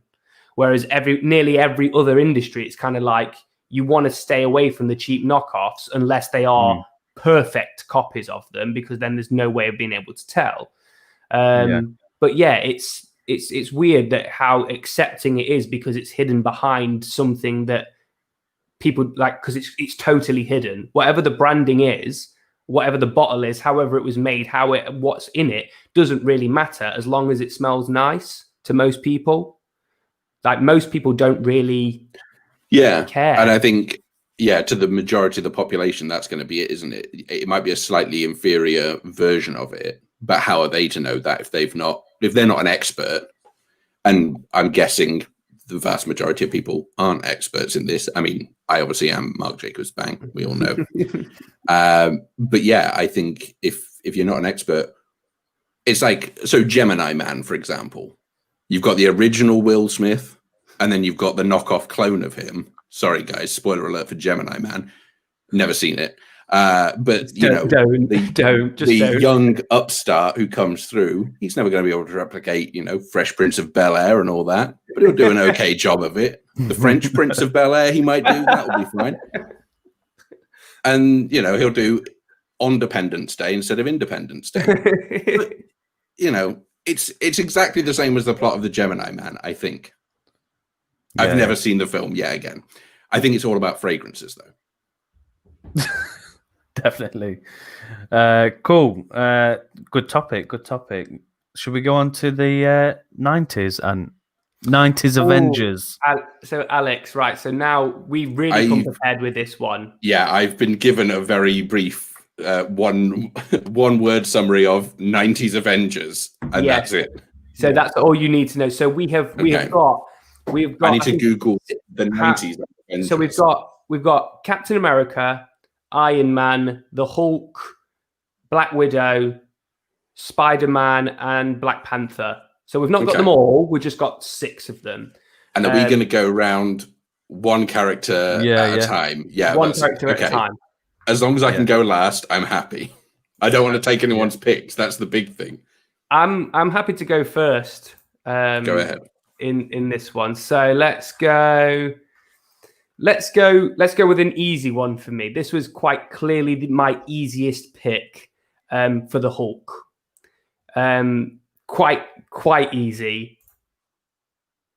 The man himself, Arnie. I mean, who better than someone that is the size of the Hulk to play the Hulk than Arnold Schwarzenegger, who is huge, and in the 90s is a force to be reckoned with. I think it's maybe you could have a different person playing Bruce Banner. I don't know, because I don't know if you could ever really pull off a huge Bruce Banner, but he would be my perfect choice for a 90s Hulk. Obviously not now, but definitely in the 90s with how big he was back then. Absolutely. Dave. See, so when you told me about this, I was torn. So it's all about. Tell me who you started with. I started with, because I was thinking Matthew Broderick. So Matthew Broderick, like I just don't know, that came to me. You know, I think it'd be a good Bruce Banner. Yeah, but then I thought to myself, if it's going to be in the 90s, are we going to have the CGI to turn him into the Hulk? And that's when I went with your pick, which was Arnie. So because I think he could do it, because he did some films when he was quite serious, and I think he could do it. I could just hear it in my head. I'm Bruce Banner. When he turned, that's some 80s thing. It's just him like coming in. So yeah, I think So if they could do it, maybe like having Broderick to do, because I think he'd be good for it, and then turn to Arnie. But like if they haven't got the CGI, just imagine like American Werewolf or like Teen Wolf kind of transformation. He's just like in Total Recall when his head goes. It's just there. I love that movie. Awesome film. I went in a bit of similar to Dave with his first one with Broderick. So I'm more focused on Banner than actual Hulk. Okay. So I went with a young Oldman, Gary Oldman, as my Banner. Just because of how diverse he is, I think he would get stuck right in as Banner. CGI up Oldman as a crazy Hulk, or getting a bit similar to Drexel in True Romance. Yeah, my recent outing of young Oldman has ruined young Oldman for me, because all I see is it's like a dreadlock gangster. That's all I see now is a young Oldman. Go on, Alex. Who are you going for? All right, I've just done a bit of research to try and work out who the kind of big muscle-bound actors of the 90s were. So I was thinking, do we want to just have it where they do Bruce Banner and the Hulk, which I think is probably the best way of doing it.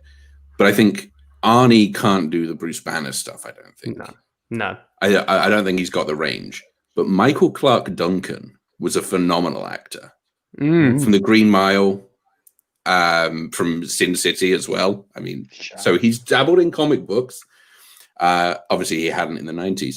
But yeah, Michael Clarke Duncan, I reckon, could pull off both sides of it. The sort of, the the struggle between man and animal. Even the size of him, because Bruce Banner's not big. Yeah, well, it's fine. It's the 90s. We'll do something.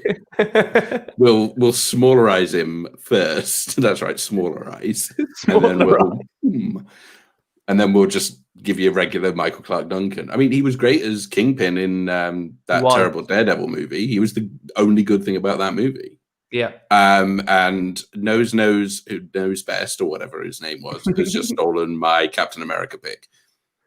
Brendan Fraser. Brendan Fraser is a great Captain America. That I would have him. I would have him 7 days a week for that role. So what are we on now? And so we've moved away from the Hulk. Let's move on to Thor. So my pick for Thor is staying in the realm of Hemsworth with his golden locks. And there's a bit of an older picture of him, but I would say Brad Pitt with long. Think of Brad Pitt. I know this is kind of like more towards the end of it, but as Achilles, that kind of length of hair, I would say that would work as a. And he's not a huge guy, and I know he's nowhere near as big as Hemsworth, but I think that he could pull off a decent Thor easily with his really blonde hair. I think that he could pull Thor off easily. That sounds a bit Dave. weird. Yeah, sure. Dave, who did you go for? You could pull Thor off. Same, Brad Pitt. Really? Same. I also thought as well, because I thought about obviously the sequels as well, because he could Thor was very serious at the beginning, wasn't he? And I think Brad Pitt could be very serious. Then later on, with the later ones, he got very comedic, and I think how Brad Pitt grew as an actor, he could do that as well. So I reckon he was a chance to grow as Brad Pitt as well. It's not only the looks, I think where the direction they went with it, I think Brad Pitt could be because he got more comedic. I could see a fat Brad Pitt, in Endgame. I could see Brad Pitt do that, and I think it'd be believable. So yeah, that's why I went with it. Right. So mine took a lot of thought, and I went for this bad boy. Oh yes, Dolph. Was it ever going to be anyone but him? Yeah, of course. Look at him. Just give him a bit of stubble. He is Thor. Damn right. So yeah, had to pick Dolph. To be fair, that is a good kind of like. He's holding the hammer. Choice. I mean, all you need is a hammer there, and that's a good Thor pose. His bulge is holding his belt up. Oh, Andy's given it interesting. I bet he wears dupe. David Spade is Thor. I actually saw someone has stolen my Thor one as well. I think it was Frag Dicted posted saying Val Kilmer, who I think has got some things of the Scandinavian look about him, where I'm like, I could see him with longer hair as Thor. He's kind of mostly imposing, I guess. This is 90s Val Kilmer, of course. This is coming off the back of Top Gun, and before we get him before he does Batman, basically, is what I'm thinking. Okay, I could see that. I could see that. Yeah, he's chiseled in Top Gun. Yeah, he looks got the jaw, and he looks godlike, I think. And I do feel like he hates most humans, which I think Thor does for the most part anyway. Yeah, he does. I agree that Brad Pitt is a absolutely cracking choice for it as well. But Dolph Lundgren, I mean, for you, of course, it was going to be him, wasn't it? I was there like, well, it's either him being that or Captain America, weirdly. But I'm sure there is some kind of muscle-bound American or Jean-Claude Van Damme will end up playing him or something. Well, Alex, let's move on to Cap, because you've literally just taken my choice for Captain America simply because of guile. Jean-Claude Van Damme sporting the American flag on his muscle-bound shoulder. That is my choice for Captain America, because he has the best monologue in Street Fighter, And how could it not? How could it be anything else? How could it possibly be anything else? The muscles from Brussels is Captain America. Nice. Dave, who was your captain? I went for Will Smith. So Will Nice. so coming back off Independence Day, he was like the all-American hero. You know, I think he would have played it well. Maybe added a bit of humor into it, and and I think because with it as well, he has to bounce off Iron Man. We'll go into that later, and I think it just came to my head. I think Captain America, especially in the 90's, because he was kind of the American hero, wasn't he? Saving with the aliens and stuff, and he was Captain America. He could play that honest kind of like the team leader fights for all good, like you said, especially in the 90's. Yeah, he fits the bill for that quite well, actually, I think. Yeah. I think he could play a reluctant hero as well, like with what happened in Captain America. You know, he was weak and then he got strong, and obviously, I just think it just shouts out for me. Yeah. Nice. Brian, Meryl Streep for Thor. Yeah. Oh, hell yes. My captain, I went for Brad for captain. Yeah. Cut his hair. Yeah, clean him up. Let him looking slick. I'm thinking of when it's, going back to the before the war times. Slick him up. All the women love him. I think he'd do a cracking job. Get him in that suit. Yeah, he's got that suave, hasn't he? Is a clean Brad Pitt. Like that picture is clean shaven and very proper. I think he could get away with it. But I think the majority of the time when you see Brad Pitt, he's kind of got a bit of a rough. He's a bit rugged, isn't he? Hasn't he? Yeah, but if you're thinking like early's Brad Pitt when he was like clean shaven, pretty boy. Yeah, I'm with you there. I can understand that. Totally. I'm sticking with Brendan Fraser for mine. I think good choice, mate. He's got the comedic side of it. He's still a big enough guy. Like you look at those mummy movies and you're like, yeah, he's an action hero. I could see him getting that shield on and knocking a few Nazis out. Yeah, everybody in George's Jungle. He was, he had that. Hey, he was ripped in that movie. Yeah. He was. Ooh, and you've just given me an idea for something else. So I'm thinking. Okay, so let's move on to Iron Man. So my Iron Man, I was looking for one person came to mind instantly, and it's just because of the aesthetic of Iron Man with the goatee and everything. And you probably know who I'm going for. Of course, Mr. Cruise.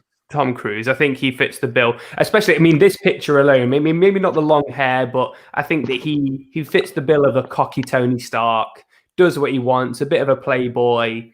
I think that he fits the bill really well for Iron Man.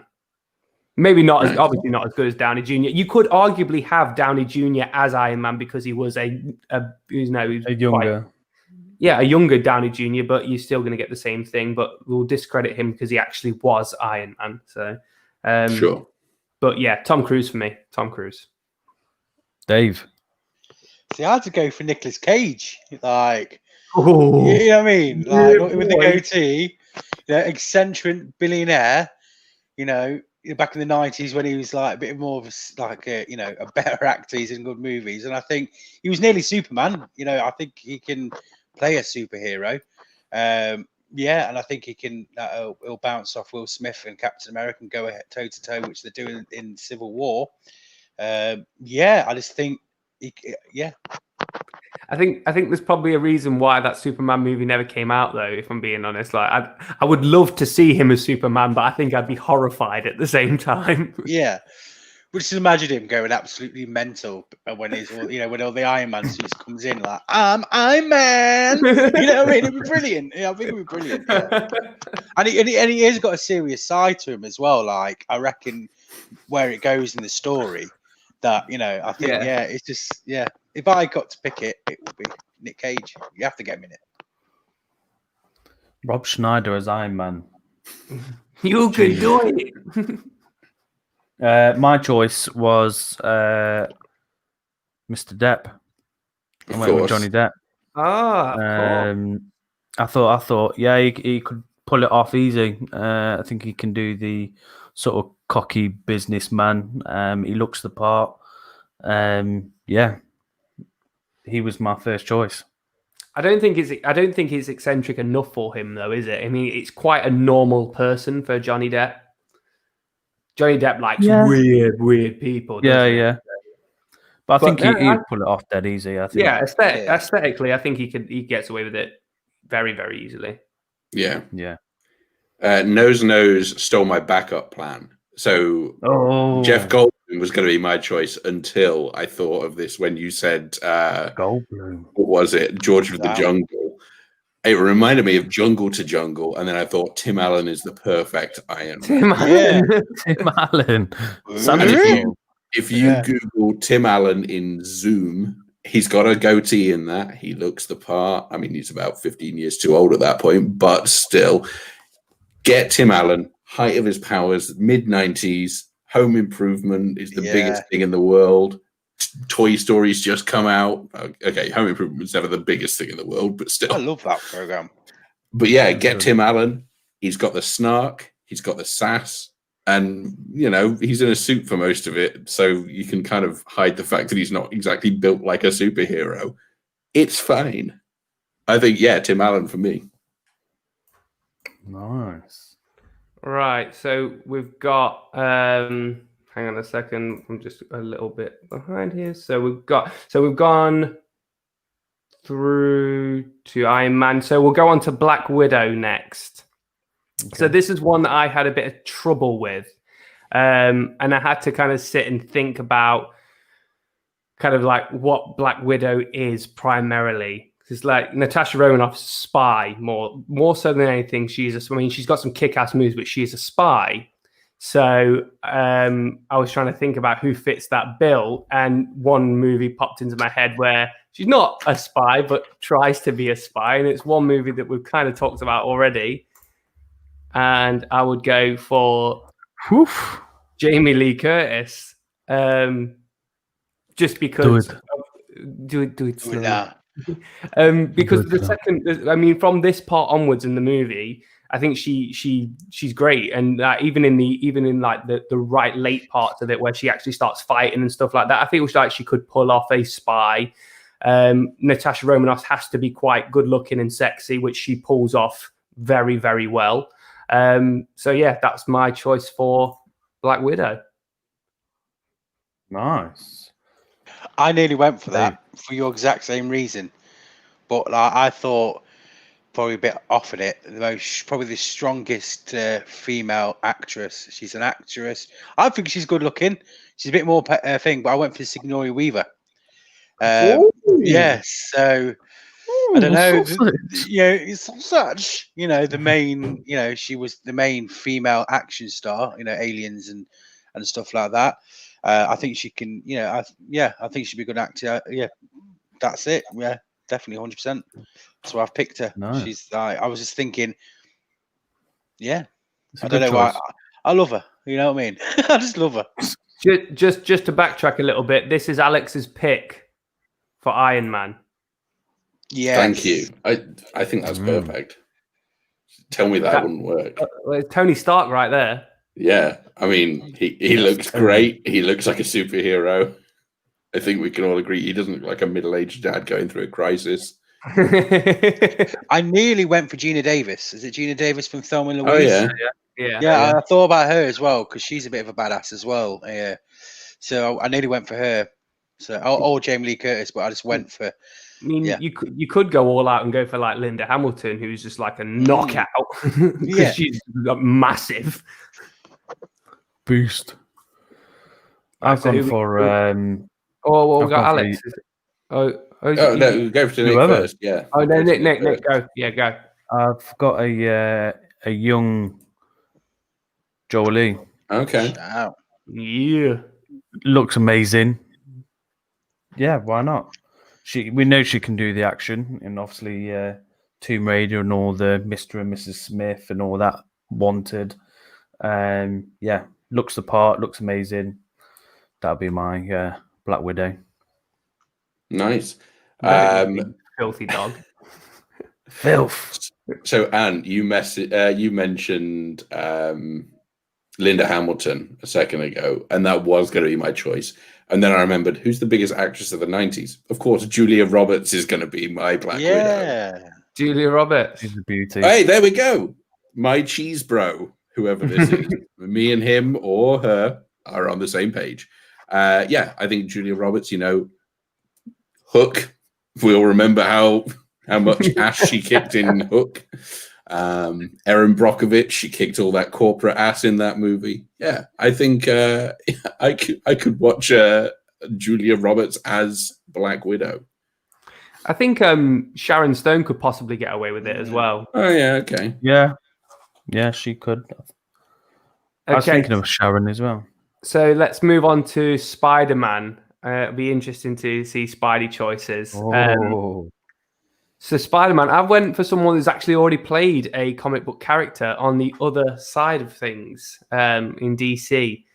And purely just for the looks of he'll look like Peter Parker, I think he could have a witty comment here and there like Spider-Man should have. I've gone with a young Chris O'Donnell. Okay. Go on, Donald. I think he fits the bill of Peter Parker quite well. I could see him fumbling around at school and then kicking ass in a Spidey suit. He was interesting as Robin.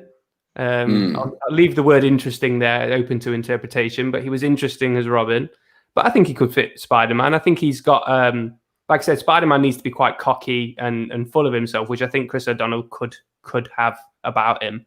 So he's my choice for Spidey. Nice. Dave, who did you go for? So I went I was thinking about this quite a lot. My first pick was River Phoenix, but then I thought no. But I thought someone, especially with the Tom Holland kind of, he's innocent, he's open into the world, fresh face. I went for Elijah Wood. So I don't know if you look at the guy as well. You could see him as Peter Parker. You can tell he's got he's got the skills through the Lord of the Rings. He can be witty as well, and I think he could bring a different dimension to Peter Parker. Especially a lot of mirrors to the Tom Holland kind of, how that's going as well. He's the little kid that's coming into the big world of superheroes, and I think he'll play that part very well as an innocent kind of Peter Parker. And he can also grow into something, like what they're going now with the dimensions, different kind of dimensions and stuff. I just think he'd be really cool doing it. I did think Leonardo DiCaprio as well. I know Jackie's said that as well. I think him, but Elijah Wood. I was looking at pictures. I just think, Elijah Wood. I think Elijah Wood's a great shout. Yeah, that is better than my option, but I'll save mine in just a second. I just read that comment from Barry. Pretty Woman. She sucked all that ass. Damn right. She's pretty handy on a piano. Right, you ready for my Spidey? Here we go. It's not Van Damme. Yes. Michael J. Fox. Okay. Michael J. Fox. Marty McFly. Yeah. I think he just from when you watch Back to the Future, he's got that sort of innocence to him, hasn't he? And you can just imagine him trying to learn and messing up and panicking when he's got the villains after him and stuff like that. And he's got that young look. He could be 50 and he looks 20. But J. Fox was first for me. Yeah, definitely. That's a good shout. I'm actually annoyed I didn't think of that, because I can hear in my head saying my Spidey sense is tingling. You could also, because going through high school, that's his. In that day and age, that's what he did with Teen Wolf and Back to the Future and stuff. I think he was about 65 when he did that, and he could still pretend to be a school child. So good shout in it. Yeah, that's a great shout. Yeah, it is. I'm going to go off kilter. I'm going to go for someone who you're going to have to definitely Google, and so get ready. Jonathan Taylor Thomas, who played the middle child in Home Improvement, Randy, we all remember. Yeah. He was the voice of young Simba in The Lion King. We all remember that. Great work. Was he not he's in got the acting chops. 3 Ninjas? He may have been. I've never seen the movie Three Ninjas. No, he wasn't, Nick. No. Okay, I've been told reliably that he's never been in Three Ninjas. Not this guy I'm googling right now. No, hang on. Make sure you go for late 90s Taylor Thomas. That's all I want. Jonathan Taylor Thomas, 1998-ish. You keep on talking about him, and I will get him on the screen in a couple of seconds. Basically, I thought of who's the biggest child star of the 90s, and I thought of not the biggest child star of the 90s. I thought of maybe the biggest child star of the 90s. But he's got a rascalish approach to it. I think he'd do well with that character, have a bit of fun with it, and not necessarily take it too seriously. He's the comic relief. There we go. Yeah. I remember him now. Yeah. I mean, other than Randy in Home Improvement and the voice of Simba, I'm not entirely sure what else he did, but I'm sure he's terrific. I think hearing the voice of Simba come out of Spider-Man might throw me off. All right, we better release this before The Lion King comes out. We're in a race against time now. Right, okay, so who are we on now? So we've done Spider-Man, so I think we've only got one left, haven't we? Which is Black Panther. Okay. And I think I've gone for an obvious choice here. Wesley Snipes. He's just cool. Wesley. He's got the martial arts ability, so he can kick ass. I just think he would portray Black Panther really, really well. And he's already been a comic book character. I loved him as Blade. The third Blade movie is probably questionable. I enjoyed the second Blade movie. Third one is probably questionable in its ability to be a good movie. But I enjoy what Wesley Snipes does. And if you think of how cool he was as Simon Phoenix in Demolition Man, he could put a really weird twist on any character he's given. So I think he would be wicked as Black Panther. Dave, am I taking all your? Yeah, you are. Yeah, like great minds, mate. That's what it is. It's great minds, mate. Great minds. At first, I was thinking Eddie Murphy, but then so was I. He's too funny. It's a more of a serious role. It's all about defending his nation and stuff like that. And I thought he just wouldn't fit the part. I even nearly thought about him with Iron Man, Eddie Murphy. I think he'd be a good Iron Man as well. Thinking about it, but yeah, he was the action star. I think, like you said. He's got the martial arts, and I can see him flying around and stuff like that for Wakanda forever. Yeah. So exactly, you've literally steal my answer sheet. Well, yeah, that's it. Yeah, mate, it's just great minds. That's all it is. Great minds. Yeah, obviously great. So I was originally going to go with Eddie Murphy, but then I thought, no, I want to go for something a bit more, not too obvious. So I've gone with Michael Jai White. Of course you have. Yeah. Back in the day, again, he's still ripped now, but yeah, the martial arts there, physique, big deep voice. You can get away with it. Black Panther all over. Yeah, riding off the coattails of Spawn. You can see it happen. yeah. More like Universal Soldier: The Return. Give me Snipes all day, every day. Yeah, I was gonna try and make sure that all my choices were different, but Snipes is, I think, perfect. Yeah, absolutely perfect. Yeah. So I've just seen Andy's Chris Rock. Chris Rock as Black Panther. Yes. That'd be funny. That would be amazing. See, Eddie Murphy was one of my first. As soon as I thought of Black Panther, my head went straight to Eddie Murphy. But like you said, Dave, I was like, he's too funny. It is you could get funny in there because funny is in Black Panther, funny is in there. But Eddie Murphy is just too funny.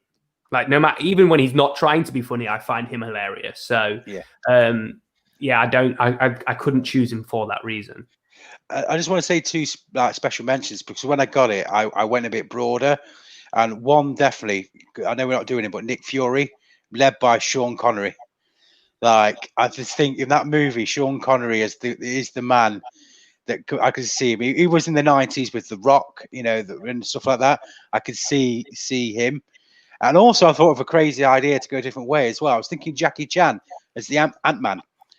like jumping around. I just Cool. think like going a complete different direction with him. He can be comedy as well. He's a very comedy actor, and he's like I can see Jackie Chan just like flying about. Imagine a massive Jackie Chan like swinging around with stuff like that, like breaking his leg. I think it'd be brilliant. Yeah. Who would I just jumped into my head then. So who would be your Nick? So everyone here now on the fly, your Nick Fury. I know Dave, you've just discussed, but who would be your Nick Fury? I think one's just popped into my. I think I'd have Al Pacino as Nick Fury. Yeah, that's exactly. He'd be just shout at the money. He's got the presence. He's got that that fearing presence. He's been in action movies.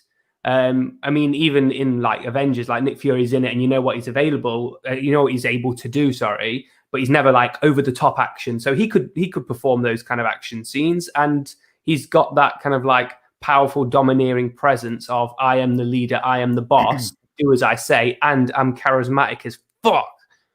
So that's my Nick Fury, Pacino. What about Christopher Walken? Christopher Walken. Could you take him seriously? Christopher Walken is Nick Fury. Or Rick Morales. That'd be good. Imagine him like turning up as well. Like you have to get him in somehow. Did you see him in the paper where he got smacked randomly in New York? No. He was just going for a walk, and some lad just walked past him and just punched him in the face, and he went flying, like almost knocked him out. And he had all the celebs on Instagram like, find this person now. That's what you get when you shrink your took kids. his head off. Yeah, it was like a happy slap, but a flipping Mike Tyson punch. Yeah, it was about a couple of weeks now. Alex, who would your Nick Fury be? One answer for this and one answer only. Harrison Ford, guys. Harrison Ford. Someone's even said it. Yeah. There we go.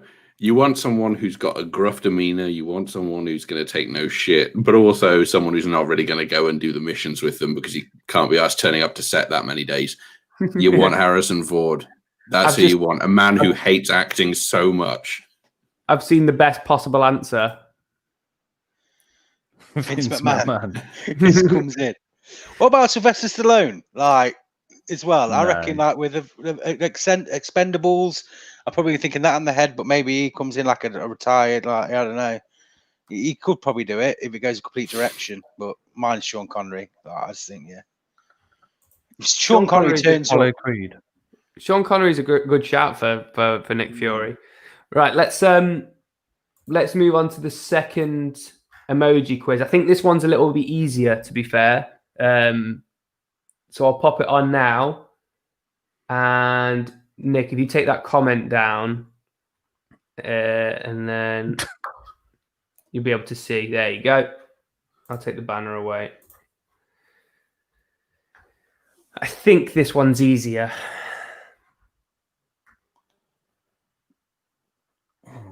So for those that are joined now that weren't on this, you've probably seen them before. These all make different movies. So there's 15 movies to guess out of the emojis that you see. Some of them are more obvious than others. And some of them, as from the last game, are just a little bit difficult. Okay, I'm going to take a stab at number 7 being Boogie Nights. No. Okay. I was thinking that. Yeah. But I think you're on the right track with the aubergine. Okay, famous penises in movies, right? So we've got number 3, Wolf of Wall Street, correct. Oh, very good. Men in Black. Barry, you've said Men in Black, but I don't know which one you. I don't know. I'm presuming number 15. Yes, number 15 is Men in Black. Number 3 is Chalet Girl. Well done. 4, Coming to America. You could have given me all day for Chalet Girl, and I wouldn't have got that. Number 4 is Coming to America. Yes. Well done, Nick. Oh no, that was Russell in the comments. Oh, okay. Well, even better for Russell then. Well done, Russell.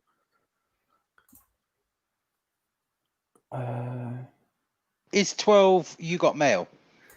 You've got that. 12. No, it's not. You've got mail, actually. Barry has given a good one for 7. Cock dancing, which is not quite right, but it's close. Oh, Dirty Dancing. Dirty Dancing. There we go. Yes. Oh. Number 1 is not Maybe Monkey. No. Number 9, Monkey Island. No, but close. I don't get this one, if I'm being honest. It's Something Island.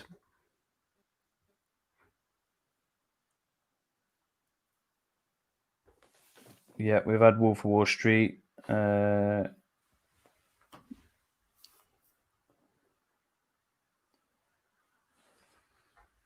These are actually harder. Like the last one, things jumped at me, but I'm like, eh? So we need number 1, number 5, number 6, number 8, number 9, number 10, 11, 12, 13, and 14. Brian said 12 is Mail Order Bride or Mr. and Mrs. by Barry. Is number 6 Face Off? No. Is number 10 Clueless? Number 10, no, is not. It's a good shout, though. No, that is a good shout, yeah. For some reason, I'm thinking number 9 is like King Kong. You know, the monkey on the island, you know. It's something. The movie is called Something Island. I don't get this one. I don't get why it's called. Why they've given it this one. Must 31. The Good, the Bad, and the Ugly. Number 1. Correct. Okay. Oh. Number 12. You've got Mail. No. Number 12 is a really weird one. I've never heard of it. 14 King's Tale. No. King's Speech. Is No. it King's Speech? It's a different member of the royal family. Number King 5 Ralph. Buried. Oh, Princess Diaries. Princess Diaries, correct. Oh. Tony, Shutter Island, correct. Number 9. I don't know why that's Shutter. Maybe it's Shut Your Mouth. I don't know. But that's Shutter Island. Okay. Apparently. Well done. Well done, Tony. Was 5 Buried by Brian? No, but that's a good. I mean, it could be, but it's not. No, it's. Think more about where you would see a coffin.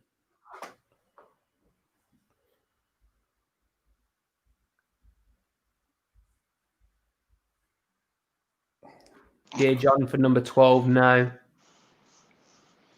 P.S. I Love You for number 12. No. I'm going to give you Number number 5. 12. I'm going to say number 12 because I don't think anyone's going to get it from that clue. Number 12 is To All the Boys I've Loved Before. Oh I'm dear. glad you gave us that one. Of course. Yeah. Really want to see the sequel to that. Is number 5 Four Weddings and a Funeral? No.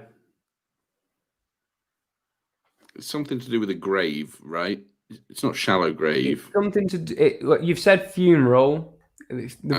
The word funeral. Oh, Death at a Funeral. Death at a funeral. Yeah. 12 is any Adam Sandler movie. There's not a Rob Schneider emoji to go along with it, though, is there? No. Okay, so which ones are we missing then? We've got 1, 2, 3. So we need 6, 8, 10, 11, 13. Yeah. 6. So yeah, 6, 8, 10, 11, and 13.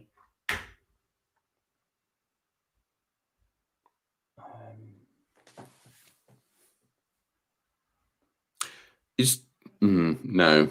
It's 10 51st dates. No. I remember there was a woman who had amnesia in it, and that's what I went with.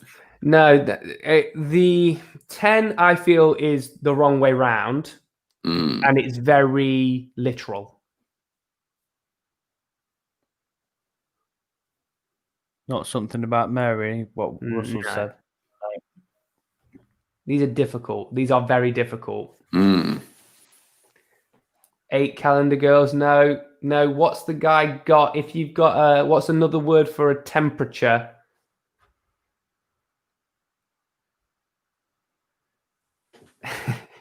Sorry, I'm having to lean in on these. Night fever. No, it'd be night fever. Is it?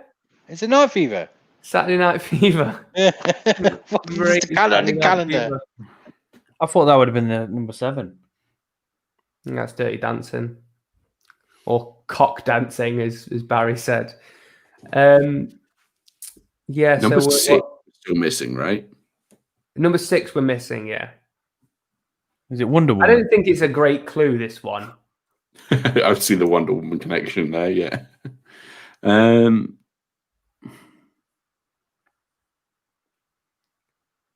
No, you might have to give us a clue on this one. I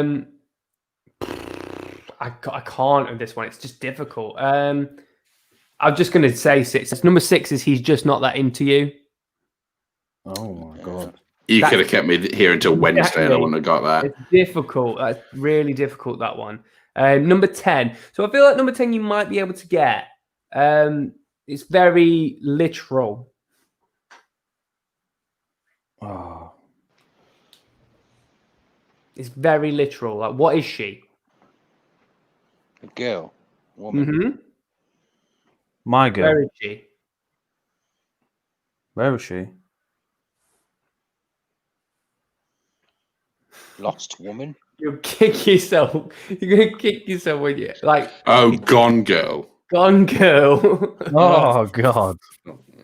Okay. Fucking All hard. right. These are difficult. These are the hardest ones I've found.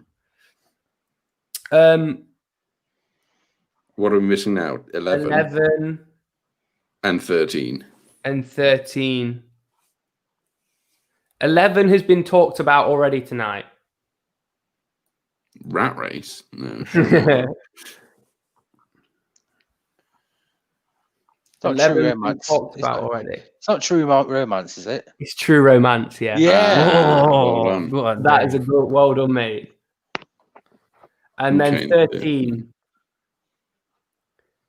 So I think 13. this had Amanda Bynes in it. Oh, God. She's the Man. She's the man. There's my mid-2000s movie knowledge coming out. Yeah, that's it. We've got all 15. All right. Nice. That was I feel like we got that faster than the other ones. Yeah, maybe. They were harder. They were There harder. were some trickier ones on there, I think. Yeah, they were much harder. But yeah, that's probably the hardest one that we've done. I'm not going to do these quizzes again, Nick. You need to find the quizzes for next week because I find it's too fucking hard. That they were difficult. They were difficult. Yeah. It was tough. Have we got any more things to talk about? Have we ran out of things? I think it was the bottom one. Bottom one. Ah, yes. Bottom. So this is something that I think is Nick. You've done it once. Yeah, I've done it twice. once. I think. You don't find this is the last topic that we've got before we just move on to kind of like any other business. Is men fragrance reviewers not really reviewing female fragrances? Do we think that they are missing a trick? Because you find Mr. Fragrance himself seems to be. I feel like he's just doing it a lot more recently. He's discussing a lot more women's fragrances. But you don't tend to find male fragrance reviewers doing a lot of women's fragrance reviews, even though that they are kind of like not the target audience, but the main kind of like recipients, especially from a marketing standpoint. It's always kind of like wear this to attract your mate or your opposite sex or whatever. It's kind of like, well, why don't you see that more? I don't know. I mean, do you I think it was more that I see a lot of the female reviewers reviewing men's fragrances as well as women's. But you don't see it the other way around. The men reviewing the women's fragrances. So there's more of a, why do you think there's such a big difference in that. So Brian's put, to be honest, for most men, I bet 85% of the viewers are men. Yeah.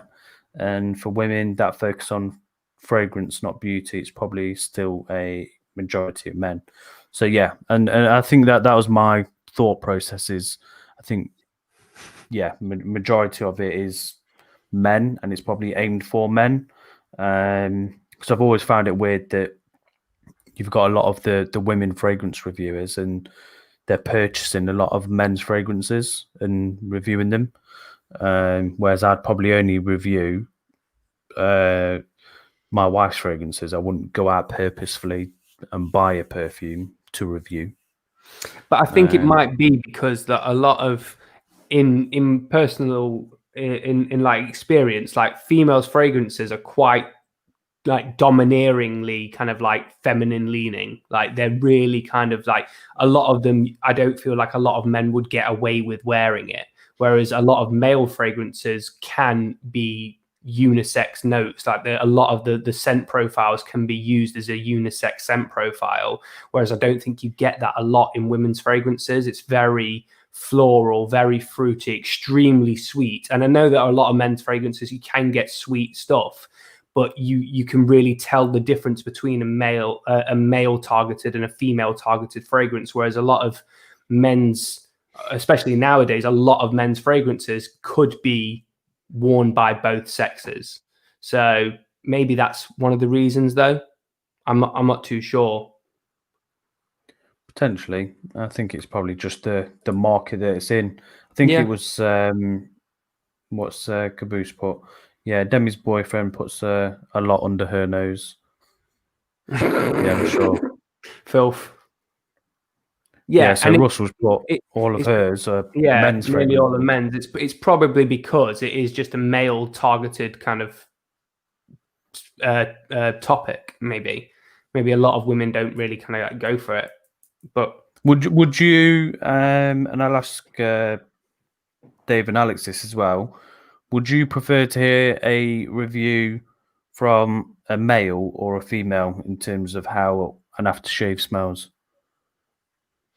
I don't think it matters too much. Like, to me, I feel like you could go either way, and it wouldn't make too much of a difference. I guess the question would be like, well, are there that many female reviewers as opposed to male reviewers? Because I do get that it's a pretty much mostly male market out there in terms of the people who are actually watching that content, right? So I don't know, maybe, I mean, to be honest, I couldn't care less who reviewed it. I think, if it's a female reviewer reviewing male fragrances, because that's where the money is, essentially, that's where the audience lies, then fine, you get a different perspective maybe on it, which is sometimes quite nice to have. But at the same time, if you're just reviewing those notes that are coming through, then that's going to be the same whoever reviews it, right? So it should work the other way around as well, I think. I think, but I have no idea. This is your guys' domain, and I'm basically just guessing at this point.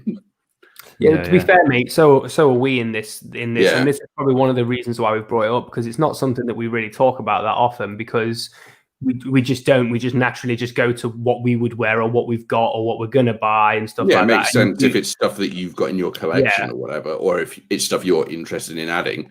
So maybe not going out of your way to purchase it, but maybe someone who's doing it as their full-time job. Yeah, I guess it kind of makes sense, right? Yeah. You've got to appeal to both sides of the audience, even if it is a smaller audience.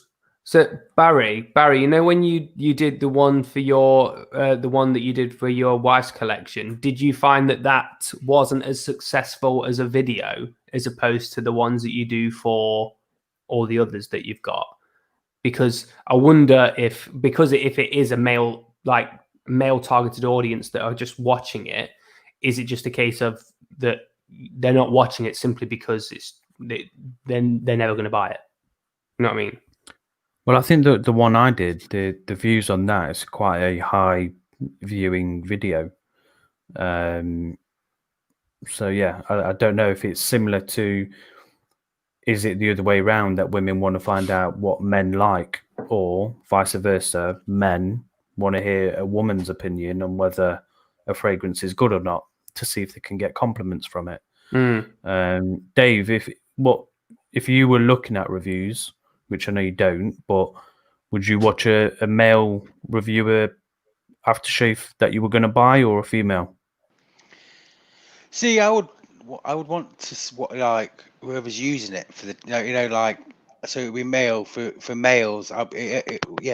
Males, because I would want the day to day of what it's like, and how long it lasted and stuff like that. So to review it properly, it would be a male doing it. But I also can see not maybe reviews for females, but maybe females doing one like the top 10 fragrance that females like on a male. I might watch that, because that will be a good like thing. Oh, these are the top 10, and then I would probably look at that, and then I would like, if I want to get into the nitty gritty, I would want to watch. I would want to watch something that someone actually does it, so I know about how long it lasts. How long they've the first hand experience. But the female market probably like that, like a top 10, or what people may just thinking about that. But that's my take on it. That would my makes sense. Yeah. It makes sense, because I think a lot of people do it. A lot of people wear fragrance for the compliments, don't they? So if they're going, if you want to be complimented on how you smell, you wouldn't spend so much money on all these different fragrances if you didn't. So it would be nice to know from if you're doing it to try to get compliments off of women, or vice versa, women compliments off men, or whoever you want to try and get compliments from. It'd be nice to know what your target audience of the recipient of your smell would think of it. And then, like you said, go for a little bit more of a comprehensive review on those ones that you think you like the sound of. Makes sense.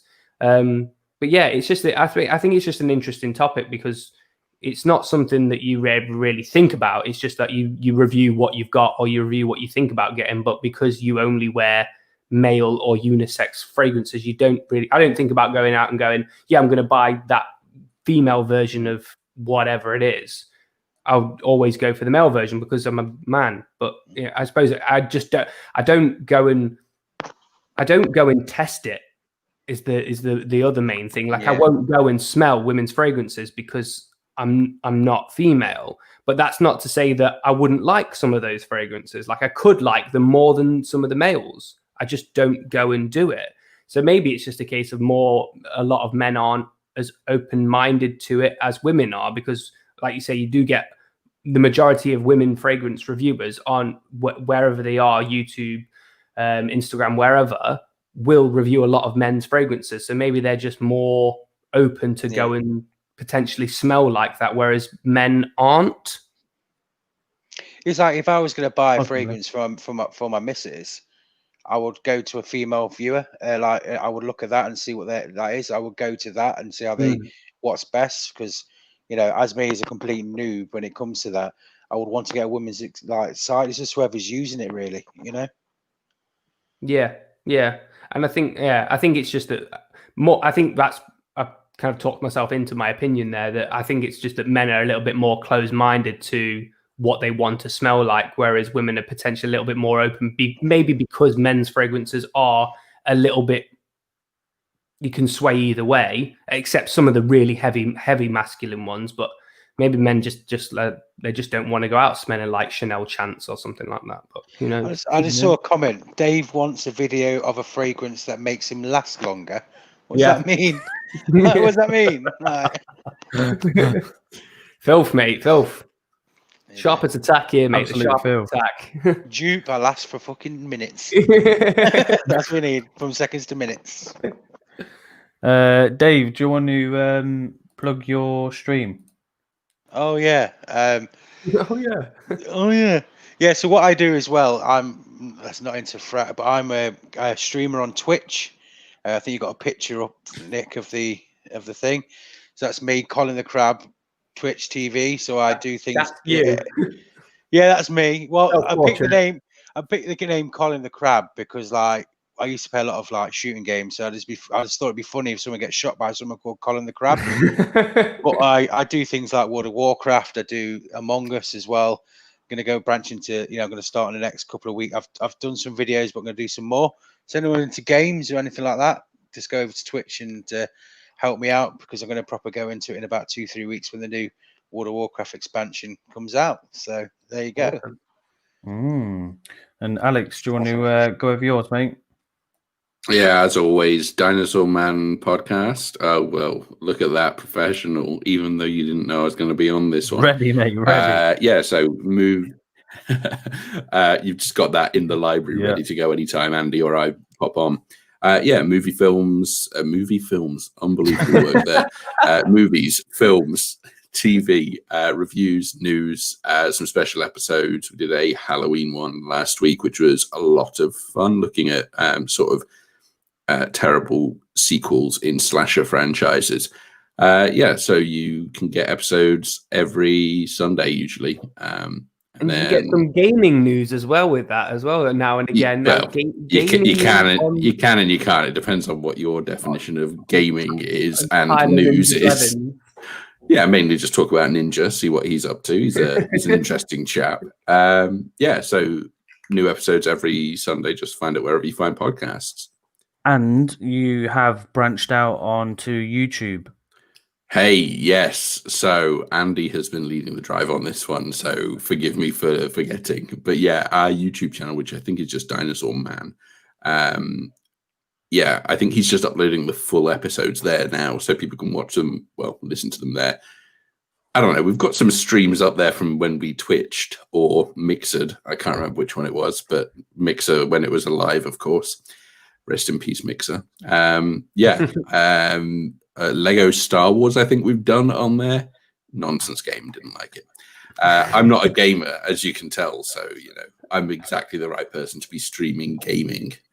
You can find that on YouTube, and then everywhere else, Dinosaur Man or Dinosaur Man 15 on Instagram or Twitter. Cool. Dancing cocks. That sounds brilliant. If you ever want to do a collaboration, it's like that South Park episode. Is it the cock dancing?